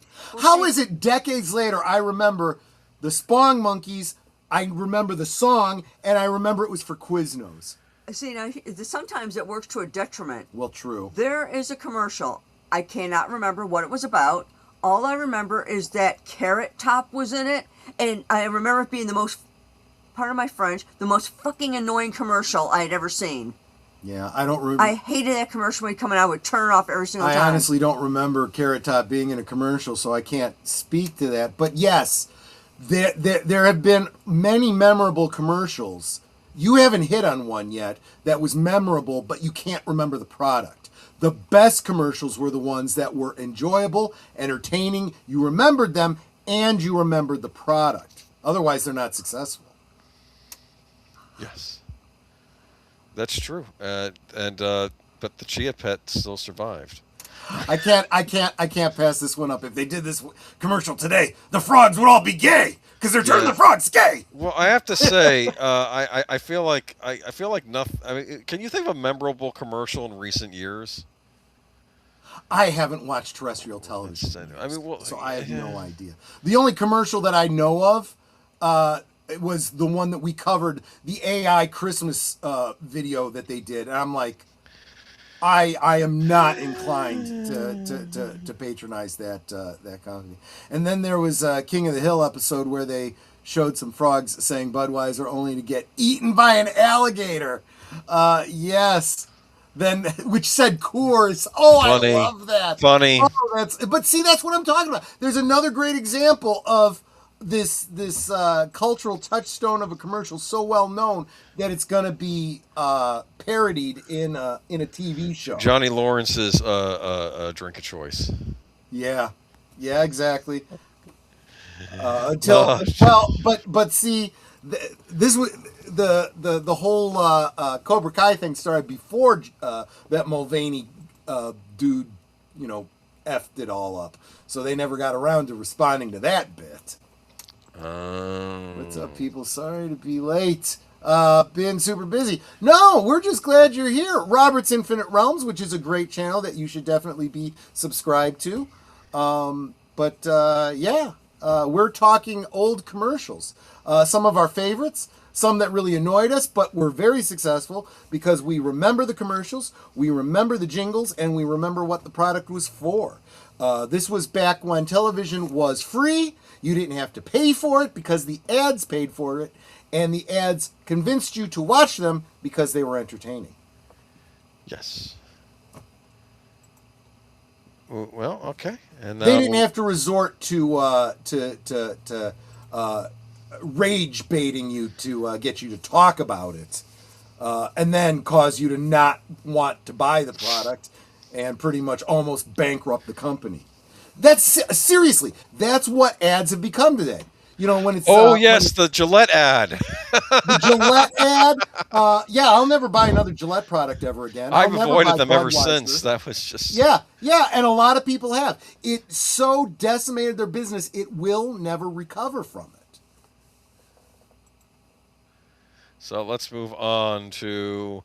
I threw a kid's ad on here just for the heck of it. Creepy crawlers, which we did talk about in a what was it? We did like toys from our childhood. Yes, and Netter, you had played with these, or you knew of these as a child, right? Yeah, my brother had them. Mm-hmm. And what's funny about when you're in the 90s, you're seeing creepy crawlers advertised, and you probably think this is a brand new toy that they made Is just there for an you and your at in generation. the background of that? No, it is not. That is, they've always been very popular. They were these wooden puzzles that you would put together. They were skeletons Dinosaurs, of different or woolly animals. mammoth. Dinosaurs, extinct animals, even current living animals. Yeah. But the whole idea behind this commercial is you see this kid, and it's like creepy crawlers, and you can creep out your dad and annoy your sister. But it's all good. And it's like, well, is it good or not? Because like you're saying, you can start annoying the members of your family by making these creepy things. This thing, they had a very kind of neon look to them because it's the 90s, so they weren't like probably how they were in the 70s. But you still use the bakery thing. You have a mad scientist in the commercial. I do like the fact that there is still this even in the 90s, and I knew this in the 80s, that they would always try to sell things to the monster kids out there. And I was, of course, a monster kid. And, I don't want the heroes, I want the monsters, That's one of the reasons I like the Ghostbusters toys, because, they were Ghostbusters, but they came with monsters. I want monsters. And I loved the crazy cartoonish scare reactions where their hair would fly up and their eyes would shoot out. Yeah. And you had a mad scientist in a lab coat in the commercial and all that, How about the Cheerios ad with the mixed marriage? I don't even know about that. That they claimed was being criticized to drum up interest. Well, it didn't work because I didn't even hear about a fake criticism ad campaign online. Exactly. Like exactly. Fake people. And honestly, anybody who still people, thinks that cereal is in some way healthy, I'm sorry, it's not. Even Cheerios, it may not be as sugar intense as Fruity Pebbles or something like that, but you don't need all those carbs. Not healthy. Better off with some bacon, sausage, and eggs. Just saying. Yes. Is that Jack Black? No, it's not. It's not. But Jack Black, as a very young guy, did do a Pitfall Harry commercial. Look it up. Look up Jack Black Pitfall Harry. Yes, he was the little kid in that Pitfall Harry commercial. As little Jack Creepy Black. Crawlers, a lovely part of my childhood. Do you guys also remember the somewhat adjacent product called Incredible Edibles? Yes. It was a very similar product, but you don't want to confuse them because one, you're making latex creepy crawlers, and the other is gummy creepy crawlers. So you don't want to try eating the bad part was you got, the stuff to make the whatevers in the kit, in with the, when you bought it. But then there was no way to buy more. It's like... Yeah, there was, but if it wasn't popular enough, you probably wouldn't find it at your local department store. Yeah, because, my mom would go back to the store where she bought the toy, and there's nothing there. Depending on where you bought it, there was no guarantees. I remember I used to get a lot of my Star Wars action figures, for example, at a nickel-dime type store local to us called Ben Franklin. And they were very hit and miss. They may not have the same products any 3 weeks in a row. And even in like Kmart and stuff like that, where you were most like your best bet if you wanted to get refills on your Easy Bake Oven, on your creepy crawlers and stuff like that, would be to go to a specific toy store like Toys R Us. When there was a Toys R Us, just saying. But nowadays you can get all that stuff online. Hell, you could probably now get replacements for creepy crawlers back from the 70s. Which would be super cool. Most cereals have more sugar than most third world countries have. That's exactly right. And like I said, even if they're not sweet, like regular Cheerios aren't sweet, they're still full of carbohydrate. It's all it is carbohydrate. Almost no protein. So yeah, and we thought that was a part of a healthy diet. So what did I used to eat for breakfast if I wanted a truly balanced, healthy diet? I had cereal, I had toast. Yeah, because I was on the commercials. Butter toast. I had an egg and some bacon. Okay? I should have just doubled up on the egg and bacon. I really should have. I wish I knew. Skip the orange juice, have a glass of milk. But live and learn. I'm learning now. So. Well, see, my dad used to buy the powdered milk, and he would put it in the regular milk jug, trying to fool us kids. And it was like, it tasted different, and we could tell. Yeah. And he's like, no, you can see we just got the milk from the store. It's like, it doesn't taste right. Why does this bottle say it expired 3 years ago? Okay, I was like 7 at the time. Well, okay. but yeah, don't bring me orange juice in the morning unless it's got some champagne in it. Just saying. Yes. Anyway. Moving on to the last one of the night. Okay. Taco Bell. Sí. Yo quiero Taco Bell. That's the translation. I want some Taco Bell. This, in my opinion, is the greatest ad campaign of the 1990s. And let's face it, that Chihuahua was adorable. It really was. Well, not only that, though, because it's like you're watching a story where he's running around the neighborhood and he goes up to this guy and he says, "Drop the chalupa." Remember? Drop the chalupa. Yes, exactly. That's how a dog thinks. So the dog is waiting for you to drop the food on the ground. Right. And this was, of course, a major deal. I remember whenever they would introduce a new Taco Bell item, they would have the dog watching the TV, and they said, "Pillowy flatbread," and you see him going nuts because he's just watching the TV alone in his city apartment. Yeah. There was another one where it looks like he's going before, like he's some kind of South American dictator, and he's wearing the hat, and he goes before everybody, and he says, what is it? Viva Gorditas. That's what he says. Remember that? Viva Gorditas. The Gorditas came out. This is interesting. Geek Flag says California raised their minimum wage to $20 an hour, and Taco Bell just opened the first fully automated Taco Bell in California. We told them this was going to happen. You know, I said years ago, why don't you just make it $20 an hour, and then you will get nothing because they won't hire you. And sure enough, it literally has happened. I feel like Cassandra. You know, you tell them what's going to happen.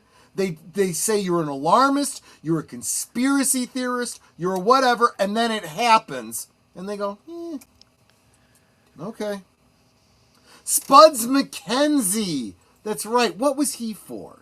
Something to do with potatoes? Spuds McKenzie. Was that a beer or something like that? Somebody tell me in the chat, what was Spuds McKenzie? Although, this is what I was Budweiser. thinking. Wasn't Spuds Was McKenzie it Budweiser? I thought so.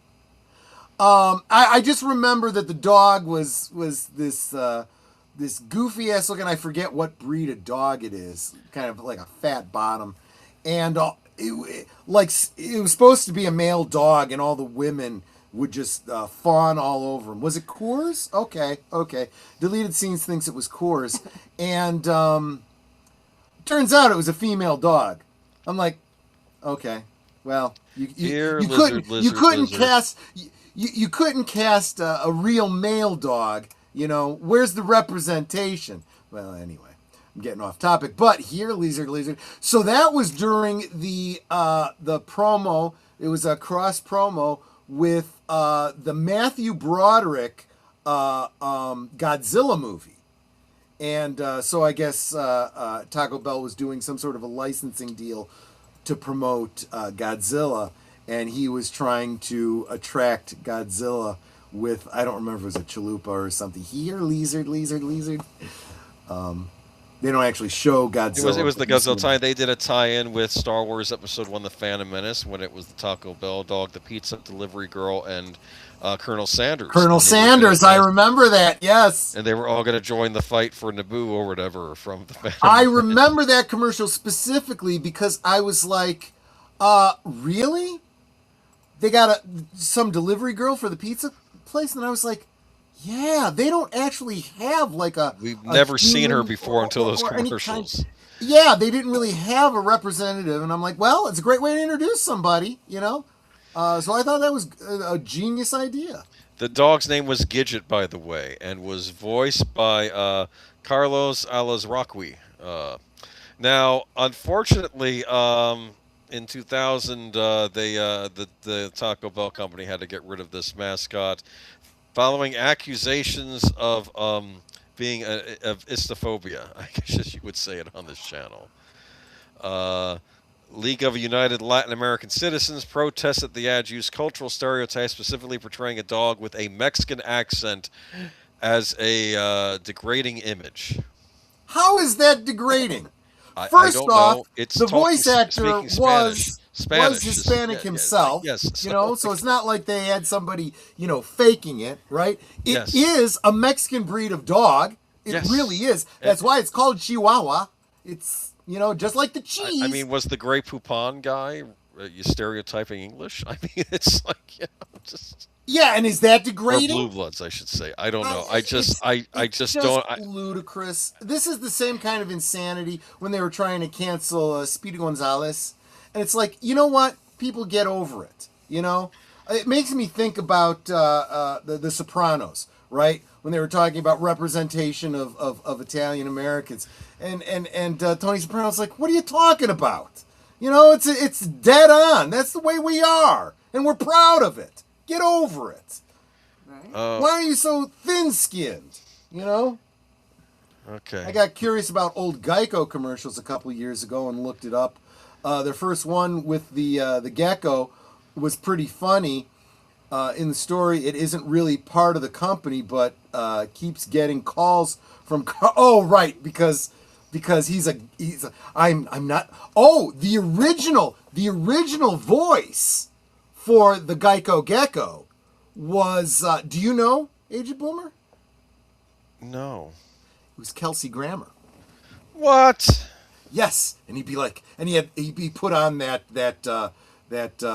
snooty kind of accent that he had, and he goes, "Please stop calling me.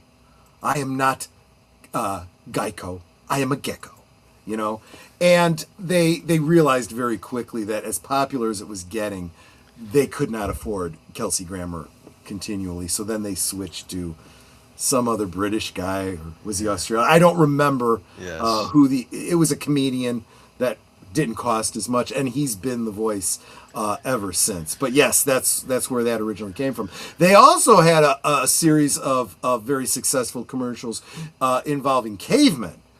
So what is it? So simple a caveman could do it, and the cavemen were getting offended. And they played into that where the caveman would get pissed because what? You're saying we're all stupid? Is that what you're saying? Which was very much kind of ahead of its time, poking at that kind of probably poking at this, how people got offended by this. Exactly. Okay? That's probably what it was. Exactly. So it was already happening back then, people. If you don't stand up, they'll just get worse and worse and worse. And then they tried to do a sitcom with the cavemen that failed miserably. I heard it was so terrible. Bad. I heard it was the terrible. Studio was which shows that things. makes a great commercial does not necessarily make something in longer form. Yeah, they figured the cavemen were so popular they could just do a sitcom. And I think it might have lasted 2 episodes. It was terrible. It was just terrible. First off, the main caveman actor, maybe it's just me. Maybe it's because of the whole Klingon thing. You get to recognize faces beyond the prosthetics. But I recognize that actor, And when they cast for the TV show, it wasn't the same actor. And I'm like, we're already dealing with this isn't the same actor, right? And it didn't hold up to a half-hour sitcom. It just didn't, Yeah, that's exactly what we're talking about. So you want to change your name so people stop calling you your number for Geico. What name would you like? Komodo? Komodo Dragon, please? Yeah, exactly. That's kind of funny. But, yeah, I loved it. Well, but back then I loved Taco Bell too. I used to love Taco Bell. They're honestly not the same anymore, and they've gotten way too expensive. You used to be able to buy a big friggin' thing of like 10 tacos. Yeah, I mean, you used to get deals. They were cheap, and then they just got more and more and more expensive. But I used to love Taco Bell. Now, don't get me wrong. Even as a kid, I never believed Taco Bell was anything like authentic Italian cuisine. Italian? I mean, excuse me. Definitely not Italian. Mexican cuisine. No, the reason I was saying that was because just like you would go out to, I don't know, your Little Caesars. Little Caesars was nothing like, real Italian food, So, I mean, we all know. There's authentic cuisine, and then there's the fast food version of it. Doesn't mean you don't like it. And I had a lot of Mexican friends who'd be like, oh yeah, I like Taco Bell. This is nothing like real Mexican food, but I like Taco Bell. Don't get me wrong. I mean, that's like a German eating McDonald's. They're not well, actually, now that I think about it, McDonald's in Germany actually does put sauerkraut on their burgers, so, But yeah, 10 tacos for $5. That's 50 cents each. That's what they stole from us. Yeah, you're absolutely right about that, Vagrancy Horror. And look, at this point, I'd be happy if they were $1 a piece. But they've gotten more and more and more expensive. And now, don't even get me started, because I could get into the whole beef industry and the way the franchising works, and they have to buy certain beef from certain places, and they have to pay the prices that they're told to pay. Honestly, if I were you, if I was all of you, I would start paying attention to YouTube videos telling you how to make your own. And you will make it the way it used to be, not the way it is now, and way better. Absolutely. Yes. So, and if you can't be bothered to make it yourself, maybe you shouldn't be eating it at all. Just saying. Remember when I close out a show and I say I want you guys to be healthy, that's one of the things I mean. To be continued. We're gonna hit this topic again one day. Yes, we've only scratched the surface, but I thought this was a good filler topic tonight. Yeah. Things. Absolutely. Did you have a favorite from tonight? Where's the beef? But maybe. Well, that certainly stands out in my mind, no doubt about it. But you know what? My favorite was the one that kind of inspired this, the one that we talked about last Sunday, the Taster's Choice commercial. That's right. I almost want to do the Folgers commercial where John. Oh, I'm sorry. Was it Folgers?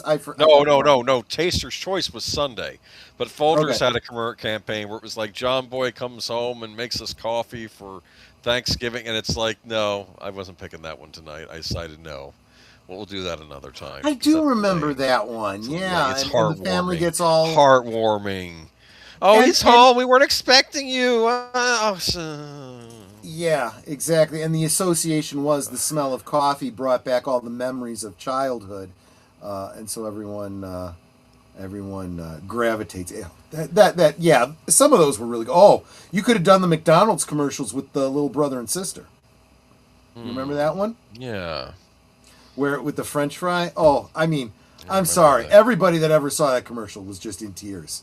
Yes. Just in tears. That was a. Oh, where he holds up the French fry? Yeah. I'll always need my brother. Yeah. That was so sweet. I remember that. Every time I've gone to Taco Bell, they got the order wrong. I simply can't anymore. Well, see, I never order complicated orders. I'll go in and order. He probably didn't. That's the sad thing. Okay. 3 Taco Supremes, and what do you usually get at Taco Bell? We haven't been in a long time. I would get it's potato and beef burrito, but then they stopped making it. Yeah. So it's like, okay, can I have the burrito, but can you put potatoes in it? Yeah. And I'd have to kind of do it a la carte. Actually, now, because of the way they do it with these automated, and you do it at the kiosk, yeah, you literally can put in whatever it is you want, and they're supposed to make it. But I always tell Netter, if you're going to order something special, you better check it fast before we leave, because once we're down the street, we're done. And it's the special order they're going to screw up. but That's it. there you go. That's some good stuff. Yeah, let me bring us back in. Bring us back to reality. Thank you. Oh gosh, you're right. We're getting to the end of the time, and I want to be. I don't want to run over like I did with Liquid Lunch because I know you need to get to bed. You got to work. But guys, just remember, those of you that are still here, 50% of everything you contribute, whether it's a super chat, a super sticker, gifted membership, whatever you do, half of that is going to Boomer directly. So if you realize how much Boomer does to make this channel happen, and how much I don't pay him, you might want to make a little bit of a contribution so that we can show our gratitude to Aged Boomer. Yeah, so right now on Troy's channel, we have... there we go. Now I got to add more. Hold on. Oh, it hasn't shown up in the platform for me to bring it up yet. There we go. Another $5 from Thank you, Geek Flag. $250 of that goes to. So I got $24 in super chats on Troy's channel with, I see, 1 gifted membership, and then on mine. Now keep in mind, I almost said eBay. Yeah, YouTube's got to take its cut. But yeah. But on mine, I have. Come on. I have 1 gifted membership, so gets half of that. So $250. There you go. Yeah, absolutely. So, yeah. Thanks, guys. So hey, Aged Boomer, you might be able to get coffee or maybe one taco. They get 1 taco at Taco Bell. I'm excited. Oh my God, Thank $20 for minimum wage jobs, and I'm telling you, these minimum wage jobs are going away. So what have you gained by getting a living wage? Wage from your minimum wage. You get nothing. You know, I need to get like a sound bite from Willy Wonka. You get nothing. You know, genius. You've just priced yourself out of the market. Because now what they're hiring, there you go. Geek Flag just dropped another $10. Okay, now this one's all for Boomer. There you go. There you go. Well, thank you. There you go. But yeah, that's my little economics lesson for today. So yeah, you're gonna get like minimum wage in California for tonight's stream, my friend. Coming to you in the mail. We'll send you a bit of a gift. Very exciting. Well, I call it a gift certificate. That's what they called them in my day. Now they're gift cards, I guess. So there you go. Of course, tomorrow is Saturday, so we're watching The Fountain. Have you seen The Fountain, Aged Boomer, with Huge Jackman? I have not, but is it good? I liked it. It's an anthology film. And the reason it's called The Fountain is because it starts off with... an anthology movie. Did the 4 people realize they're in hell at the end? And it's like... No, it's not like that. It's not like an Amicus horror movie. No. It starts... The reason it's called The Fountain is because in the first story, Hugh Jackman plays... I think he plays Ponce de Leon, looking for the Fountain of Youth. I see. And so each segment... plays off of that theme because love only lasts a lifetime and you want it to last forever is basically the through line of the story.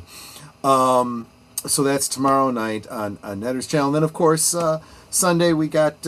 what do we got? What are we going to be talking about? I think you've already mentioned it on the return of the Neo Geo, Ice Cream Man. I know that's mentioned with some other movies, including Paddington 4: Escape from New York, which I'm looking forward to because that's the crossover I've been waiting for my entire life. And we got some other stuff too. Looks like Geek Flag dropped another thing in there. Look at that. Okay. Or did you already get that one? I think I got this one already, the $10. Okay. $10, yeah. okay, I got Thank you so much. But what was I going to say? No, we got some other stuff going on, too. I'll make sure we have enough stories. But yeah, I don't know, interesting week. Yeah, like I said, I was kind of blinded by this other news. Because, I'll talk about it. I want to talk about it now. I got to wait till Sunday. Unfortunately, a couple of remembrances too. Oh, and apparently people dying over Pokemon cards. That's another thing. It's not that serious. Why are people dying over Pokemon? Oh, you have no idea. When I read this article, you'll find out there's a bunch of criminality around Pokemon cards. Does this have something to do with the Pinkertons? Just wondering. I don't know. No, they probably stayed clear away from this. No, there's some nastiness around Pokemon collectors, which I didn't realize. Before, I don't even know if it's the collectors or if it's outside sources, but it looks bad. There's a YouTuber. I'll catch his shorts while I'm just kind of like scrolling through, and he is a dealer of trading cards. A lot of them are Pokemon, and he really knows his stuff. And one of them, these people bring him binders of their stuff, and he'll go through and he goes, okay, this one is, a Shadowless first edition. This is like worth $500,000 right here. Why are you carrying this around with you? Yeah. Well, the one I saw yesterday, kid comes in with his dad, hands him over the binder. The expert's looking through it. He goes, I'm sorry to tell you this, kid, but these are all fakes. He goes, wait, they are? He goes, yeah. He goes, wait, this is what I'm going to do for you. So he takes a couple of his own real cards, gives them to kid. He gave him, like 7 or 8 cards and says, here, these are for you. Don't put them in here. Yeah. Like, these cards are all fake. These ones are real. And he showed him how to tell the difference. He goes, if you look at the cards, this one's shiny, this one's flat. The flat one is the fake, da-da-da. You can see around the edges here that, part of this is cut off, and, the real card, it's not, and, So he gave him some helpful hints on how to tell the difference. That's interesting. Okay, we'll talk more about that on Sunday. So that's what we're looking forward to I on have Sunday. to find my Pokemon cards because I have the complete base set, mint, never played, including the Holo Charizard still in its cello wrap. I never took it out of the cello wrap. There you go. I don't know what any of those words mean. Anyway, we're both nerds, but we're nerds in a whole different. No. You know what I want to say? I want to use an expression like I'm a nerd. I'm not an effing nerd. Like it's a paraphrase from the line George Clooney made in the movie From Dusk Till Dawn when he says, "I'm a bastard, but not an effing bastard." It's like it's like there's certain places we don't go, even though between Etta and I. But there's some things that she knows that I don't, and there's things that, and she's like, okay, whatever. It was a big thing. No, they were major Pokemon things back in the day, but yeah. So oh my gosh, I can't even speak to that because I was on the two big collecting things that I got crazy about was the Star Trek customizable card game and the horror clicks. So I'll talk about those some other time. Anyway, we're gonna wrap this up. You know what, Boomer? What do you want to say before we close up? Just you make sure you make your own burgers so they'll have plenty of beef. There you go, Netter. I just want to say how Osmo you all are. Thank you for the gifties, the super chats, and just showing your support for Boomer. Because we got to pay him a salary. Oh, stop. And he certainly deserves it. I mean, he really does a lot for this show. And, your support really means a lot. So thank you so much for that. I will make sure that he gets his half. Exactly. I want to thank all of you guys for coming hanging out with us tonight. Go ahead and put up your chairs so we can sweep the floors. Don't worry, I'll lock the door behind you. Take care of yourselves. Be healthy. Stay hydrated. That is so, so crucial, especially now as we're getting into the warmer months.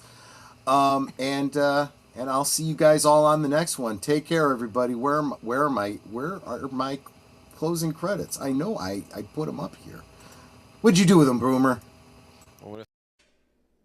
Good night, ladies. Good night, sir. Hit it, sweetheart.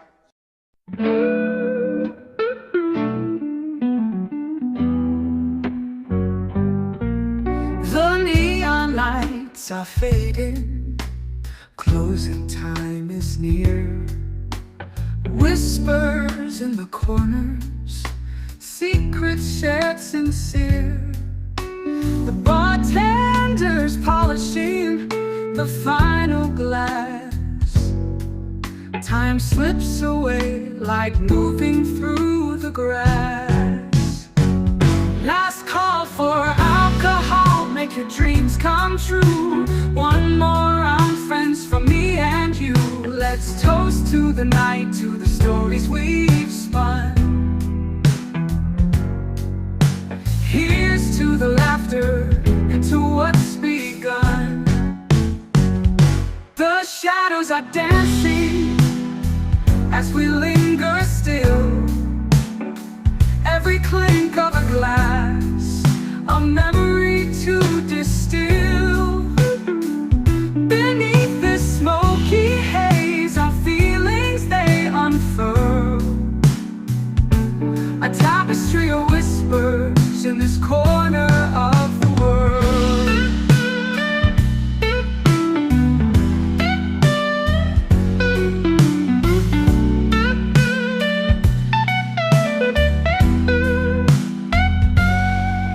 The jukebox serenades us with a final tune, crooning to the lonely and the lovers under the moon. With every soft note, the end draws ever near. But in this fleeting moment, there's nothing to fear. Last call for